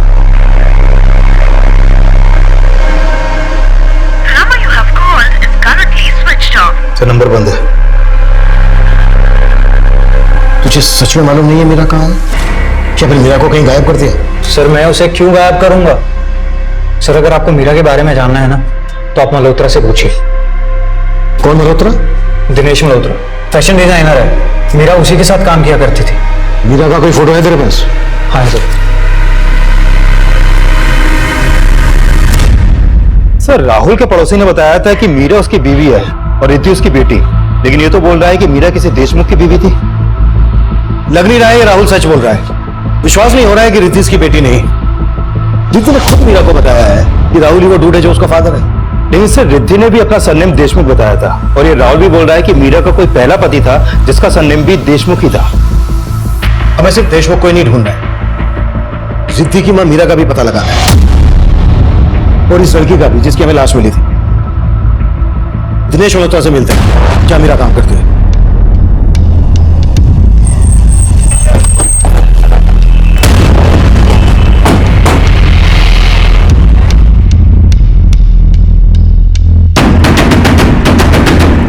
Excuse me. Yes Dinesh Malhotra. Sir ऊपर। एक्चुअली मीरा के बारे में हमें आपसे बात करनी थी। मीरा यही काम करती है ना? No, I mean yes. मेरे कहने का मतलब यह है कि मीरा मेरे साथ काम करती थी, अभी नहीं करती। 3 महीने पहले वो जॉब छोड़ के चली गई थी। पर बात क्या है सर? हमें मीरा की बेटी रिद्धि गुमशुदगी की हालत में मिली। मीरा आजकल कहाँ है? सर एक राहुल नाम का एक्टर है, राहुल देव।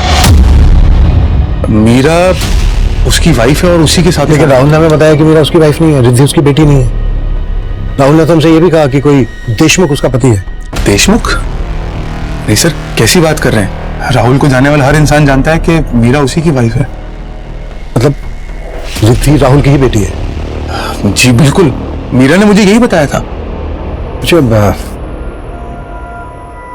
ये लड़की कौन है? सर ये रेणुका है, मीरा की असिस्टेंट। हमें मीरा की बेटी रिद्धि जहां गुमशुदगी की हालत में मिली, वहीं इस रेणुका की हमें डेड बॉडी मिली। आपने बताया रेणुका मीरा की असिस्टेंट थी, मतलब रेणुका भी आपके यहाँ काम करती थी? जी हाँ, पर सर रेणुका तो मीरा से काफी टाइम पहले ही जॉब छोड़ चुकी थी। आप मीरा और रेणुका को कब से जानते हैं? सर दरअसल रेणुका यहाँ पे आई थी एज एन इंटर्न 1 साल पहले, और मीरा को मुझे तापसी ने मिलवाया। कौन तापसी? तापसी मेहता, पेज 3 रिपोर्टर है। मल्होत्रा जी, हाय। मेरी एक फ्रेंड है मीरा, आप ही की तरह फैशन डिजाइनर बनना चाहती है। बहुत टैलेंटेड है, पर मैं ऐसा सोच रही थी अगर वो आपको असिस्ट करेगी तो और भी टैलेंटेड बन जाएगी। तो अगर आप उसे एक चांस दे देना तो बहुत अच्छा होगा। सर मीरा काफी टैलेंटेड थी और मैं तो उसके काम से काफी इम्प्रेस भी था। सब फिर मीरा धीरे धीरे फैशन इंडस्ट्री में खुद ही एस्टेब्लिश होना चाहती थी और इस वजह से उसने काम छोड़ दिया। और रेणुका ने जॉब क्यों छोड़ी? सर शायद उसे कोई अच्छा ऑफर कहीं मिल गया होगा। अच्छा, रेणुका के साथ हमें मीरा की बेटी रिद्धि भी मिली। मीरा और रेणुका के बीच कैसा रिश्ता था? सर, रेणुका मीरा के अंडर में काम करती थी, पर इन दोनों में कभी बनती नहीं थी। मैम ये देखिए, अच्छा नहीं? रेणुका, मैंने तुमको क्लियरली कहा था कि मुझे ये सीक्वेंस नहीं चाहिए था। पर मैम तुम मेरे डिजाइन में अपने फालतू के इनपुट्स क्यों डालती हो? ये रेणुका रहती कहाँ थी? सर, वैसे तो वो पंजाब की रहने वाली थी, पर यहाँ मुंबई में अकेली रहती थी रेंट पे। कांदीवली में फ्लैट है, मेरे पास उसका एड्रेस भी है। रेणुका का एड्रेस और फोन नंबर हमें दीजिए, और तापसी का भी। जी श्योर। सर, तापसी मेहता का फोन भी बंद है। मीरा का फोन भी बंद आ रहा है और उसके दोस्त तापसी का फोन भी बंद आ रहा है। तापसी जिस न्यूज़पेपर में रिपोर्टर है, वहां से उसकी डिटेल्स निकलवाओ। मीरा, रेणुका और तापसी, इन तीनों के कॉल रिकॉर्ड्स निकलवाओ। और मीरा के कॉल रिकॉर्ड्स में चेक करो कि उसमें कोई देशमुख नाम का आदमी है क्या। हमारे लिए ये जानना जरूरी है कि रिद्धि राहुल की ही बेटी है या फिर मीरा की जिंदगी में देशमुख नाम का कोई आदमी। रिद्धि को गला घोट कर मारने की कोशिश की गई और रेणुका का मर्डर किया गया। रेणुका के कांदीवली वाले फ्लैट में जाकर देखते हैं, शायद वहां से कोई क्लू मिल जाए।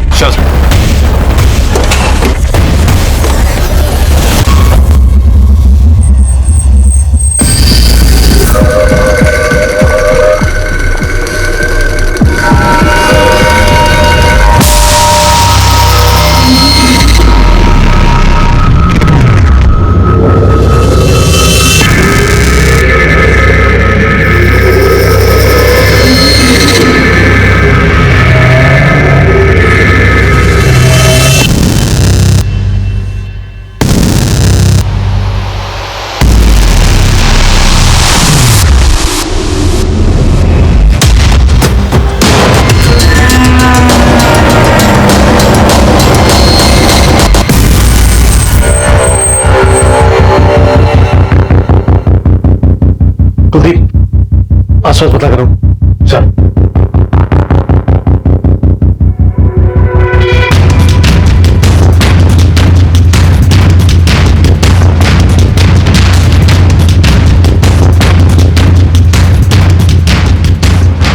अच्छे से चेक करो।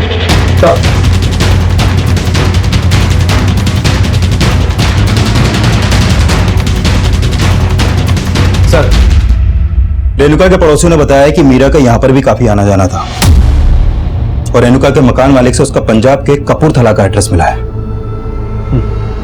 पंजाब पुलिस से कांटेक्ट करो कि फैमिली को खबर कर दो ताकि मीरा की बॉडी उनको सौंप सके। Sure sir.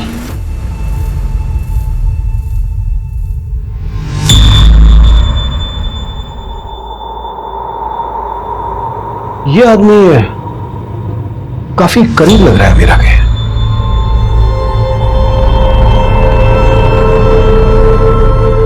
सर, कहीं ये वही देशमुख तो नहीं जिसे हम ढूंढ रहे हैं?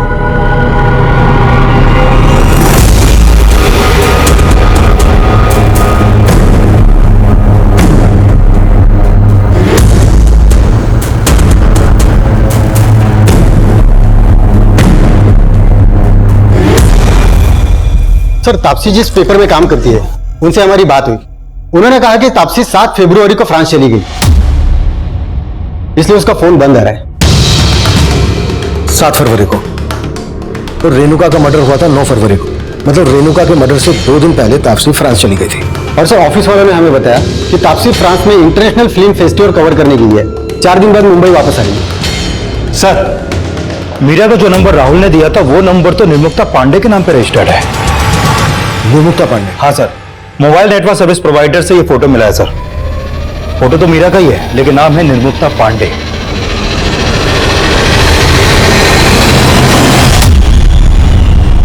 तो इसका असली नाम मीरा है या निर्मुक्ता पांडे?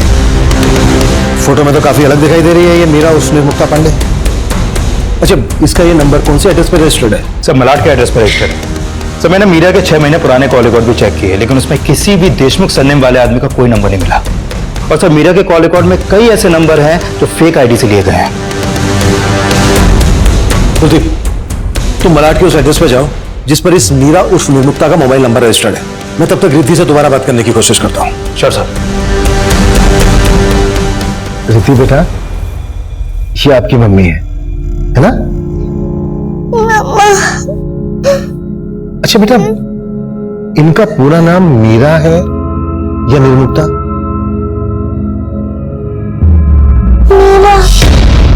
अच्छा बेटा, हमें ना आपकी मम्मी के साथ एक अंकल का फोटो मिला है। ये देखिए, तो आपकी मम्मी के साथ जो अंकल है, कौन है ये? आप जानते हो उनको? राकेश अंकल। राकेश अंकल। मैं और मम्मी इनके साथ बहुत एंजॉय करते थे।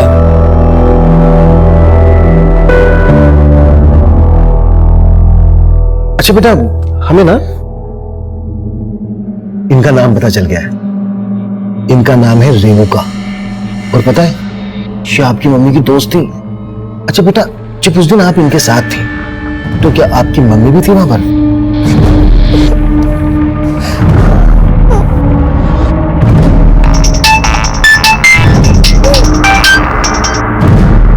हाँ कुलदीप सर, निर्मुक्ता ऑफ मीरा का फोन नंबर मलाड के जिस एड्रेस पर रजिस्टर्ड है, वो वहाँ 4 साल पहले तक किराए पे अकेली रहती थी। अकेले? हाँ सर, और तब रिद्धि भी उसके साथ रहती थी। लेकिन सर, यहाँ आस पड़ोस में कोई भी देशमुख सरनेम वाले इंसान के बारे में कुछ नहीं जानता है। कुलदीप, इस मीरा उस निर्मुक्ता के कॉल रिकॉर्ड चेक करो, और चेक करो इसके कॉल रिकॉर्ड्स में कोई राकेश नाम का आदमी है क्या? रेणुका के घर में निर्मुक्ता का फोटो जिस आदमी के साथ हमें मिला, उस आदमी का नाम रिद्धि राकेश बता रही है। Okay sir. बस अब जल्दी से खाना खाएंगे और सो जाएंगे, सुबह जल्दी उठना है ना। दादाजी, मम्मी लखनऊ कब आएगी? मुझे उनकी बहुत याद आती है। अरे कभी नहीं आएगी वो, भूल जा कि तेरी कोई मम्मी भी थी। क्या बात करती हो तुम? कितनी बार बोला तुमको बच्ची से ऐसे बात मत किया करो। क्यों ना करूं? मेरा बस चले तो इसका गला दबा दो, और इसकी माँ का भी। बस, बुरी वो नहीं है, बुरी तुम हो। तुम्हारी वजह से घर उजड़ा है। उसने तो इस घर को बहुत संभालने की कोशिश की, लेकिन तुम्हारी लगाई हुई आग थी जो ज्वालामुखी बनी।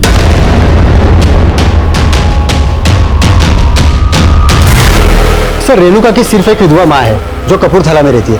रेणुका की माँ ने किसी पे कोई शक जताया? नहीं सर, और ना वो किसी निर्मुक्ता उर्फ मीरा या किसी तापसी को जानती है।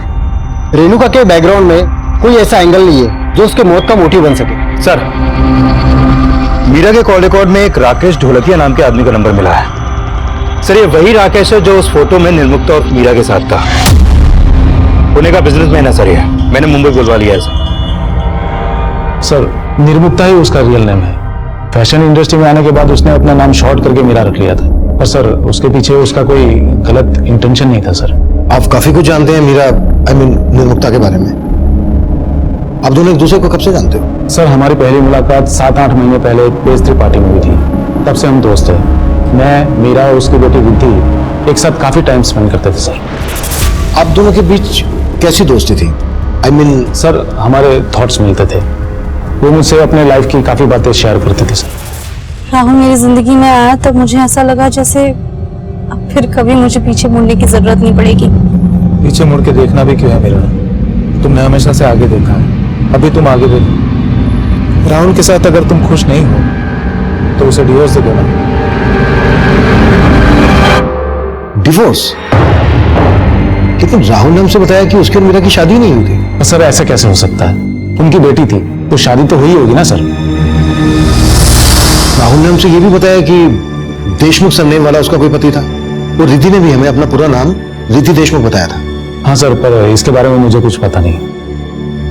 अच्छा, आप इस लड़की को जानते हैं? हाँ सर, ये रेणुका है, मीरा की दोस्त।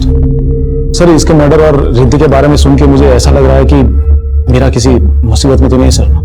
तो फिर आपने हमसे कांटेक्ट क्यों नहीं किया?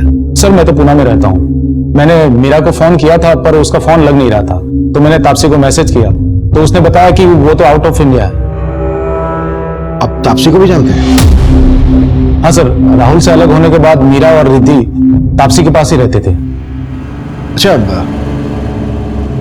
आपको रेणुका के मर्डर और मीरा के गायब होने के पीछे किसका हाथ लगता है? वो तो पता नहीं सर, पर कुछ महीने पहले बोरीवली में मीरा के ऊपर किसी ने गोली चलाकर उसको मारने की कोशिश की थी सर।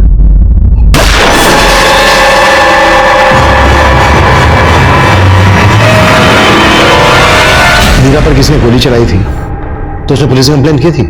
हाँ सर, मैंने उसको बोला था, पर वो काफी डरी हुई थी सर। कोई तो है जो मीरा और उसकी बेटी को नुकसान पहुंचाना चाहता है। एक बार मैंने एक आदमी को मीरा के साथ झगड़ते हुए देखा था सर। मीरा ने कभी मुझे उस आदमी के बारे में कुछ बताया नहीं सर। रिद्धि भी आ गई। रिद्धि,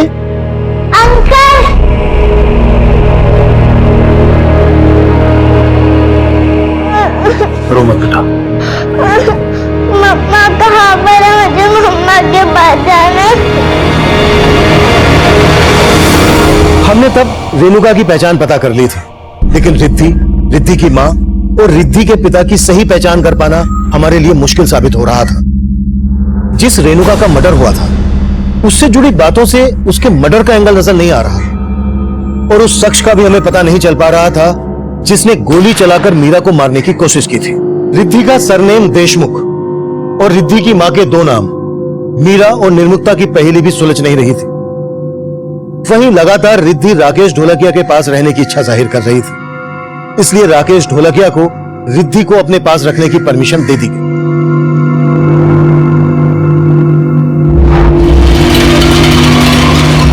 वहीं रिद्धि की मां के गायब होने की पहेली इस केस में 360 डिग्री का घुमाव लाने वाली थी।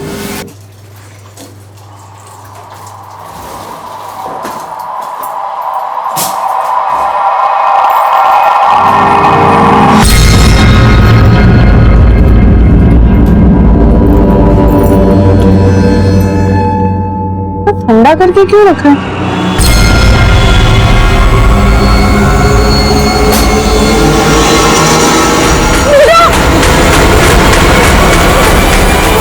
सर, मीरा और निर्मुक्ता के 2 साल पुराने कॉल रिकॉर्ड में कौशल देशमुख नाम के आदमी का नंबर मिला है। ये नंबर काफी टाइम से बंद है सर, और ये नंबर थाने के एड्रेस पर रजिस्टर्ड है। ये उसका फोटो।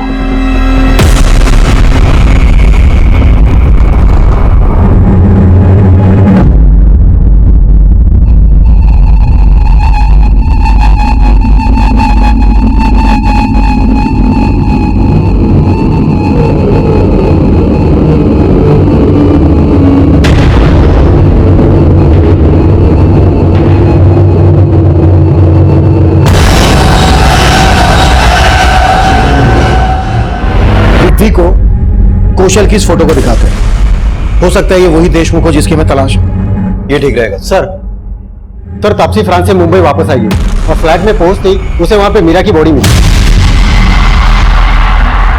What?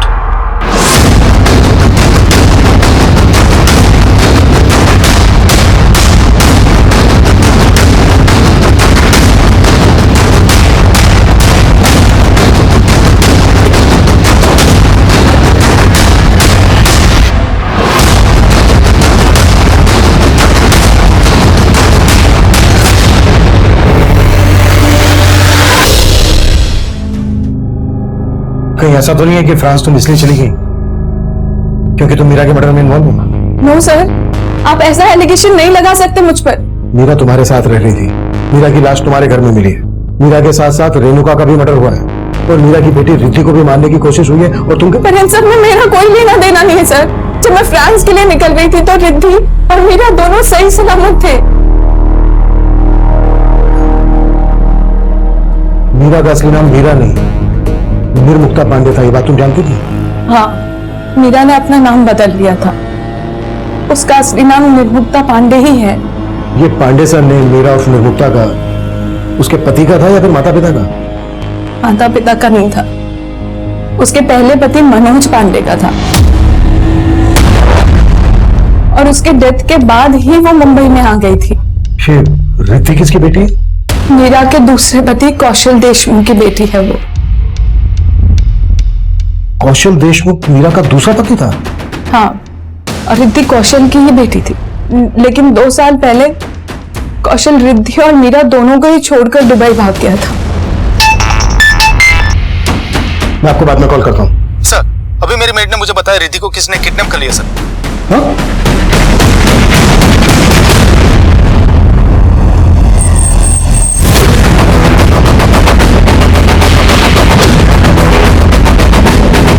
सर, मैं किचन में काम कर रही थी, रिद्धि यहाँ पर खेल रही थी। अचानक वो आया और रिद्धि को उठाकर लेकर भाग गया। मैं पीछे पीछे गई, मैंने देखा उसको नीले रंग के वैन में बिठा के उसको लेकर गया। कौन था वो? उसे पहले भी कभी देखा है? ना साहब, पहले कभी नहीं देखा। क्या वो ये था? ये हाँ साहब यही था। आसपास जितने भी सीसीटीवी है सब स्कैन करो, ब्लू वैन जरूर कैप्चर हुई होगी। सब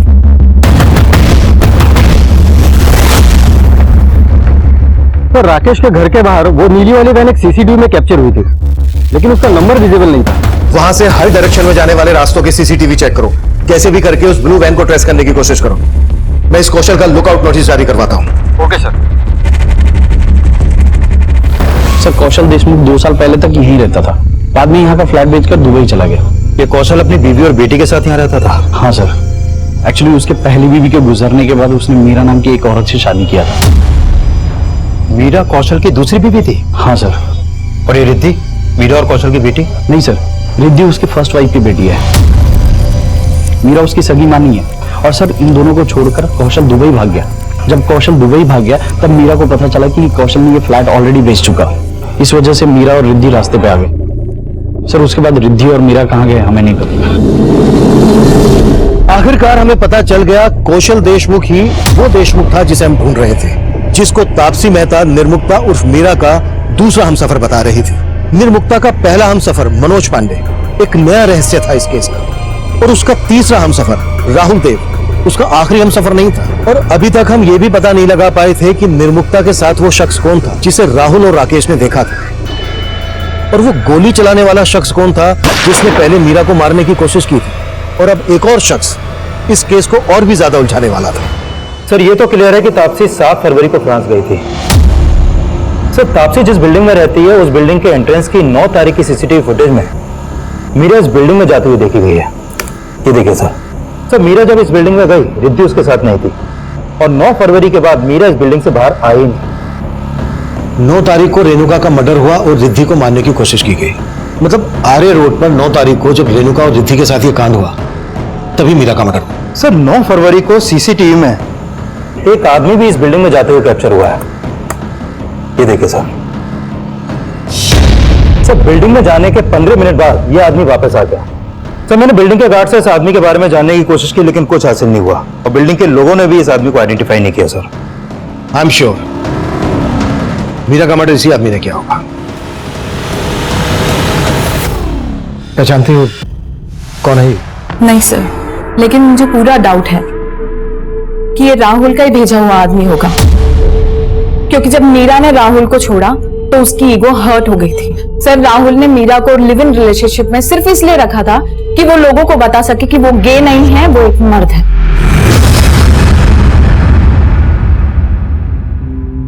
मीरा जब राहुल के साथ रिलेशन में आई उससे पहले से उसको पता था कि राहुल गे है? नहीं सर, शुरुआत में नहीं पता था, लेकिन जब ये बात पता चली तब भी मीरा ने उसका साथ निभाया। लेकिन राहुल बहुत ही गिरा हुआ इंसान है। मीरा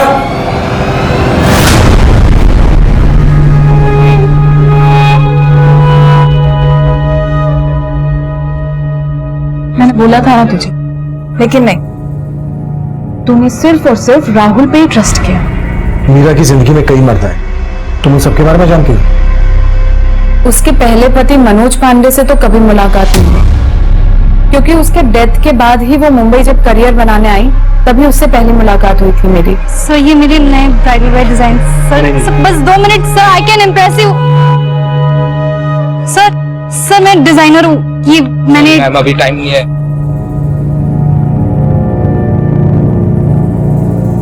तुम्हारे डिजाइन अच्छे हैं, लेकिन ऐसे धक्के खाने से कुछ नहीं होगा। तो कैसे होगा ma'am? Stop calling me ma'am, Taapsee. तो कैसे होगा तापसी? किसी स्टैब्लिश फैशन डिजाइनर के अंदर काम करो, इससे तुम काम भी सीखोगी और तुम्हारे कॉन्टैक्ट्स भी बन जाएंगे। फिर मैंने ही उसे उसका नाम बदलने का सजेशन दिया, निर्मुक्ता से मीरा रखवाया और उसे एक फेमस फैशन डिजाइनर के अंदर जॉब लगवाई। कौन? दिनेश मल्होत्रा? नहीं सर, दिनेश मल्होत्रा को तो उसने कौशल को छोड़ने के बाद ज्वाइन किया था, लेकिन क्या कौशल और क्या राहुल सब एक जैसे निकले सर। और उससे भी बेकार था उसका पति, उसका पहला पति मनोज पांडे। रोज उसकी मार सहती थी और उसके बारे में सोचकर ही सिहर जाती थी सर। अब गया ना वो मनोज, अगर मरने वाला अच्छा हो तो उसे याद करना भी ठीक है और उसके लिए रोना भी ठीक है, लेकिन अगर ऐसा हो ना तो उसे हमेशा हमेशा के लिए अपने अंदर से मार देना चाहिए। आज तू भी एक काम कर, उसे हमेशा हमेशा के लिए अपने अंदर से मार ले।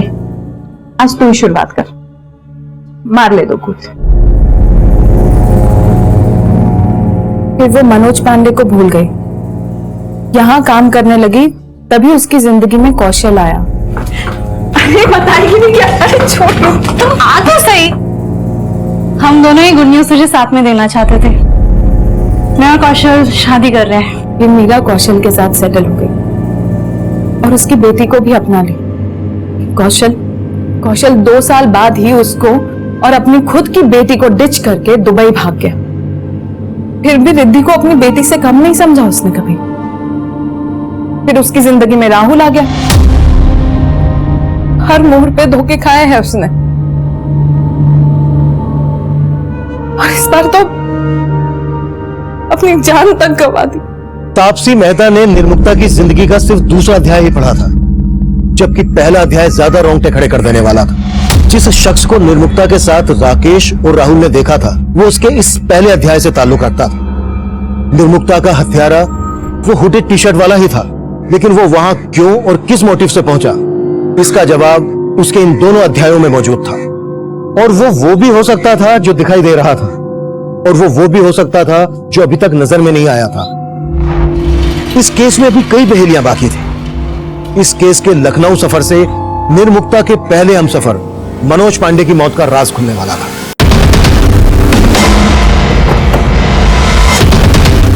आइए सर। जी, वो खा गई मेरे बेटे को सर। उसी ने मरवाया था मेरे बेटे मनोज को।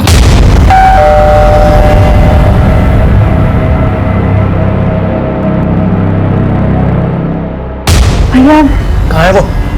कहाँ है वो? भैया तुम्हारा हिम्मत कैसे हुआ हमारी बहन को हाथ लगाने का? अरे अब चीजें तुम ऐसा बात क्यों करना चाहते? तुम्हारी सारी रंगबाजी निकल गई, वो तोड़ लेगी तुम्हारा। कहाँ तक तुम्हारा रंगबाजी आती है? सब कुछ उसी का किया धरा था सर। अपने भाई को बोल के उसने मरवा दिया मेरे बेटे को। मेरा बस चलता तो मरवा देती निर्मुक्ता को। ये आप क्या बोल रहे हैं सर? क्यों? उसकी वजह से आपके बेटे की मौत हुई, गुस्सा तो आया होगा आपको। आपने किसी तरह से मुंबई में निर्मुक्ता को ढूंढा, किसी को सुपारी देकर उसका मर्डर करवा दिया। नहीं सर, ये क्या बोल रहे हैं आप? अरे हम सब तो इतना सहते हुए भी पाल रहे हैं इसको, और वो मुंबई जाकर भूल गई इसको। देखिए, हमने ऐसा कुछ भी नहीं किया जैसा आप सोच रहे हैं। मानते हैं कि हमारे बेटे की मौत हुई, लेकिन आप मेरी बीवी की बातों पे मत जाइए। वो काला धब्बा था मेरी शख्सियत पे, बहुत मारता था निर्मुक्ता को, पर फिर भी वो निभाना चाहती थी उससे। वो नहीं चाहती थी कि वो मर जाए। आपने क्या किया भैया? चुप कर, इस आदमी के लिए रोने का जरूरत नहीं है। बहुत मारता था ना तेरे को, हमने साला किस्सा ही खत्म कर दिया इसका। पापा, पुलिस को फोन कीजिए। भैया ने मार डाला मनोज जी को। सर, वो अगर बुरी होती तो अपने भाई के खिलाफ गवाही देती। सर, उसने तो इंसाफ के लिए अपने भाई को भी अंदर करवा दिया। सर, कौशल जिस वैन से रिद्धि को लेके गया, हमने कई सीसीटीवी चेक किए। वैन घोड़बंदर के डायरेक्शन में गई है, और सर फुटेज इसमें।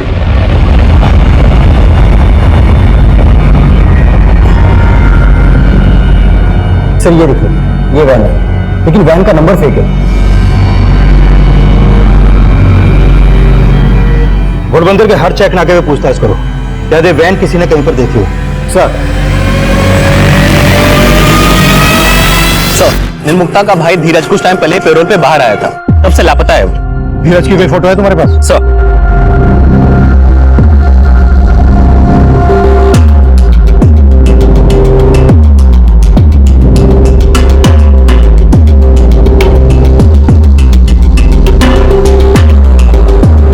ये फोटो मुंबई भेजो और पता करो इसको वहां पर देखा गया क्या, जहां पर मीरा उर्फ निर्मुक्ता का आना जाना था। मीरा और धीरज की फैमिली में और कौन कौन है? सर, निर्मुक्ता की एक विधवा माँ है, यहीं पास में ही रहती है। मेरी बेटी नहीं थी, वो हत्यारन थी निर्मुक्ता। पर निर्मुक्ता के पति मनोज पांडे को आपके बेटे धीरज ने मारा था। हाँ मारा था, लेकिन उसके भले के लिए मारा था। अगर वो उसे नहीं मारता तो निर्मुक्ता का पति उसे मार देता, और उसने अपने भाई को ही जेल भिजवा दिया। कहीं ऐसा तो नहीं है कि धीरज ने बदला लेने के लिए निर्मुक्ता को मार डाला? कहाँ मिलेगा धीरज? मुझे नहीं पता। हाँ कुलदीप, कौशल की लीड मिली है सर, पता चल गया कहाँ है वो। अभी लेकर आता हूँ थाने में सर।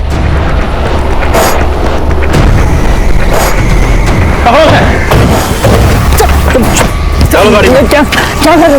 छोड़ो, बता दो। मैंने किसी को नहीं मारा साहब, मैं तो अपनी बेटी को अपने साथ ले जाना चाहता था साहब। नहीं मारा तो सामने क्यों नहीं आया था? वो 2 साल से कहाँ गायब था? अपनी बेटी को छोड़ के गया तब उसकी फिक्र नहीं हुई? सर फिक्र तो मुझे मेरी बेटी की भी थी और निर्मुक्ता की भी थी, लेकिन उसका भाई अगर मुझे काट के फेंक देता तो। उसका भाई? हाँ साहब, वो मेरे घर आता था और मेरी बीवी से पैसे लेके चला जाता था साहब। क्या करे भाई?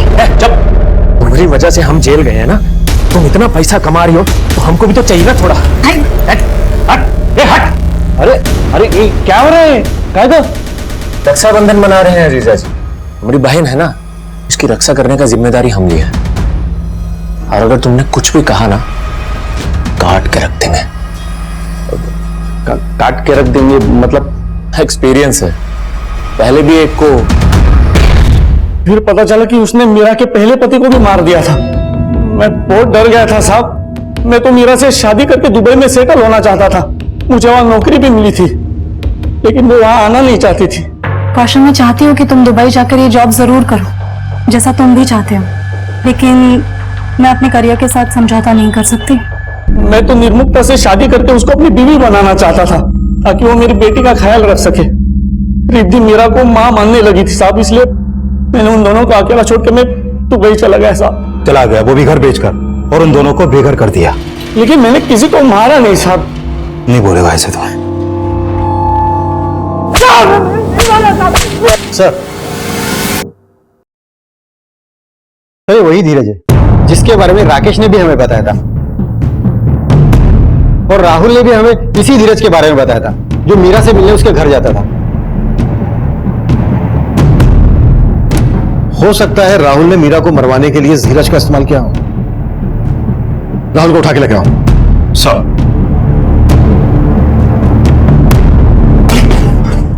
देखिए सर, आप मेरे साथ ऐसा नहीं कर सकते। मैंने कोई क्राइम नहीं किया सर। मैं मानता हूं सर, वो मेरे घर आता था, वो मीरा का भाई है। मैं नहीं जानता था क्योंकि मीरा ने मुझे आज तक कुछ नहीं बताया उसके बारे में। वो तेरे से मिलने क्यों आता था? दरअसल सर, मीरा मुझे छोड़कर चली गई थी, बस वो पूछने आता था कि वो कहां चली गई है। और वो गोली चलाने वाला शख्स कौन था जिसने मीरा को पहले मारने की कोशिश की थी? और तापसी की बिल्डिंग जिस एरिया में, वहां के डंप डाटा से मैंने ऐसे कई सारे नंबर आइडेंटिफाई किए जो उस कदकाठी के हैं जिस कदकाठी का आदमी तापसी के बिल्डिंग में हुडेड टी शर्ट पहन के गया था। इन सब की बैकग्राउंड चेक करो, देखो इनकी बैकग्राउंड में कुछ सस्पिशन मिलता है क्या? सर, पता चला है कि निर्मुक्ता और मीरा ने कुछ टाइम पहले कंपनी रजिस्टर करवाई थी मीरा फैशन के नाम से, और उसका एक करंट अकाउंट नंबर भी सामने आया सर, जिसमें 25 लाख का बिजनेस लोन अमाउंट भी ट्रांसफर हुआ था। और सर, ये भी पता चला है कि मीरा ने अपनी कंपनी में रेणुका को 25% का पार्टनर बनाया था। लेकिन इस सबसे उनके मर्डर का क्या कनेक्शन है? सर, एक्चुअली मैंने मल्होत्रा के यहाँ काम करने वाले कुछ लोगों से बात की। पहले तो वो बताने से डर रहे थे, लेकिन बाद में उन्होंने ये बताया कि मीरा भी उन लोगों को अपने काम से जोड़ना चाहती थी, लेकिन इस बात से मल्होत्रा को प्रॉब्लम थी। इस मल्होत्रा के खिलाफ कुछ मिला? नहीं सर, अभी तक तो नहीं, लेकिन सर पता चला है कि मल्होत्रा के पास एक लाइसेंसी गन है, और राकेश ने बताया था कि कुछ टाइम पहले मीरा पर एक बार गोली चलाई गई थी। इस मल्होत्रा से फिर से मिलते। क्या बात है सर, आप मेरी गन के बारे में ये सब दिखाइए हमें जल्दी। सर पर दिखाइए। जी, एक मिनट सर। लाइसेंस के हिसाब से आपको 4 गोलियां इशू हुई, और ये 3 है, एक कम है। कहाँ है उसकी? सर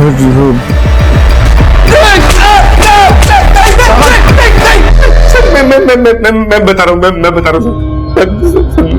मैं मानता हूँ कि मुझसे गलती हुई और मैंने पहले मीरा को मारने की कोशिश की थी, लेकिन मेरा यकीन मानिए सर, अब मैंने कुछ नहीं किया। क्या पता क्या हो, तेरे से बर्दाश्त भी हुआ हो कि मीरा तुझे तेरे बिजनेस में टक्कर दे। सर एक्चुअली मैंने मेरे एरिया के एक लोकल गुंडा है दीनू, उसको पैसों का लालच देके मेरी ही गन से मीरा को मारने के लिए बोला था।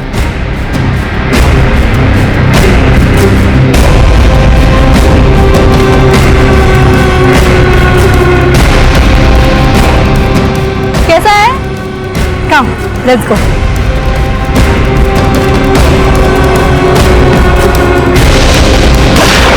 लेकिन उस समय उसका निशाना चूक गया था सर। मैंने यकीन मानी सर, अब मैंने कुछ नहीं किया सर। साहब मैंने पिछली बार कोशिश की थी साहब, लेकिन इस बार मैंने कुछ भी नहीं किया। पक्का? जी साहब। साहब मागसम साहब सच बोल रहा हूँ। सर हमने दिनेश मल्होत्रा और दीनू दोनों को बहुत तोड़ा, लेकिन वो लोग अभी यही बोल रहे हैं कि उन्होंने मीरा को बस एक बार मारने की कोशिश की थी, लेकिन वो भी नाकाम रही। लेकिन इस बार उन्होंने कुछ नहीं किया। धीरज का कुछ पता चला? नहीं सर, अभी तक उसका कुछ पता नहीं चला। सर मैंने चेक किया, मीरा के उस 25 लाख रुपए के लोन का गारंटर राकेश ढोलकिया था, लेकिन हमसे उसने ये बात नहीं बताई कि मीरा अपना खुद का बिजनेस करने वाली थी। ये बात उसने हमसे क्यों छुपाई होगी? सर एक बात और पता चली है, राकेश ने कुछ दिन पहले अपने अकाउंटेंट विनय के नाम भी 10 लाख रुपए का चेक इशू किया था।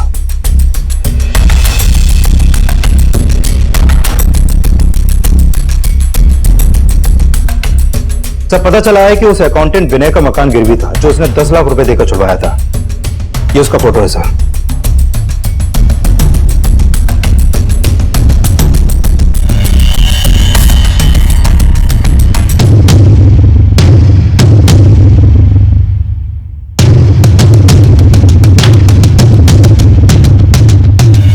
मैंने कभी सोचा नहीं था मीरा और मेरे रिश्ते का ये अंत होगा।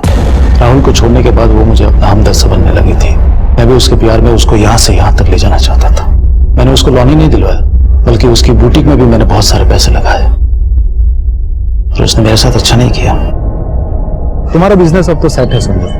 तुम्हारे बुटीक के इनॉग्रेशन से पहले मैं सोच रहा था कि हम दोनों सगाई कर लेते हैं। सगाई कर लेते हैं हम दोनों।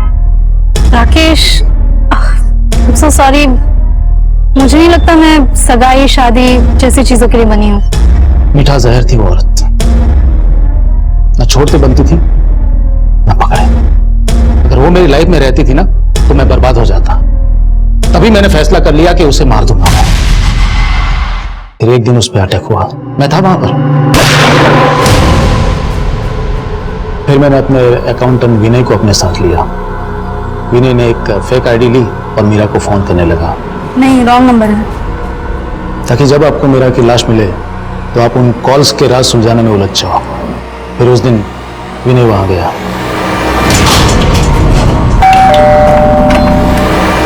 अरे विनय, तुम यहाँ? राकेश जी ने भेजा था, कुछ काम था। अच्छा। तो फिर रेणुका का मर्डर क्यों किया? मैं उसे मारना नहीं चाहता था, पर वो बलि का बकरा बन गई।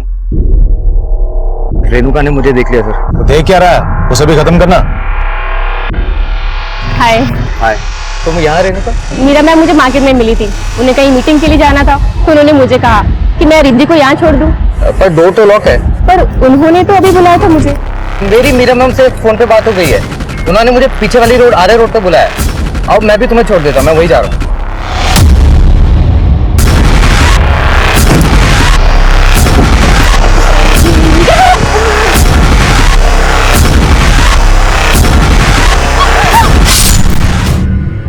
रिद्धि का मौत के मुंह से बाहर निकलकर आना किसी चमत्कार से कम नहीं था। मनोज, राकेश, राहुल और कौशल, निर्मुक्ता के इन 4 हमसफरों के अलावा निर्मुक्ता की इस बदहाली के लिए निर्मुक्ता का भाई धीरज भी जिम्मेदार था।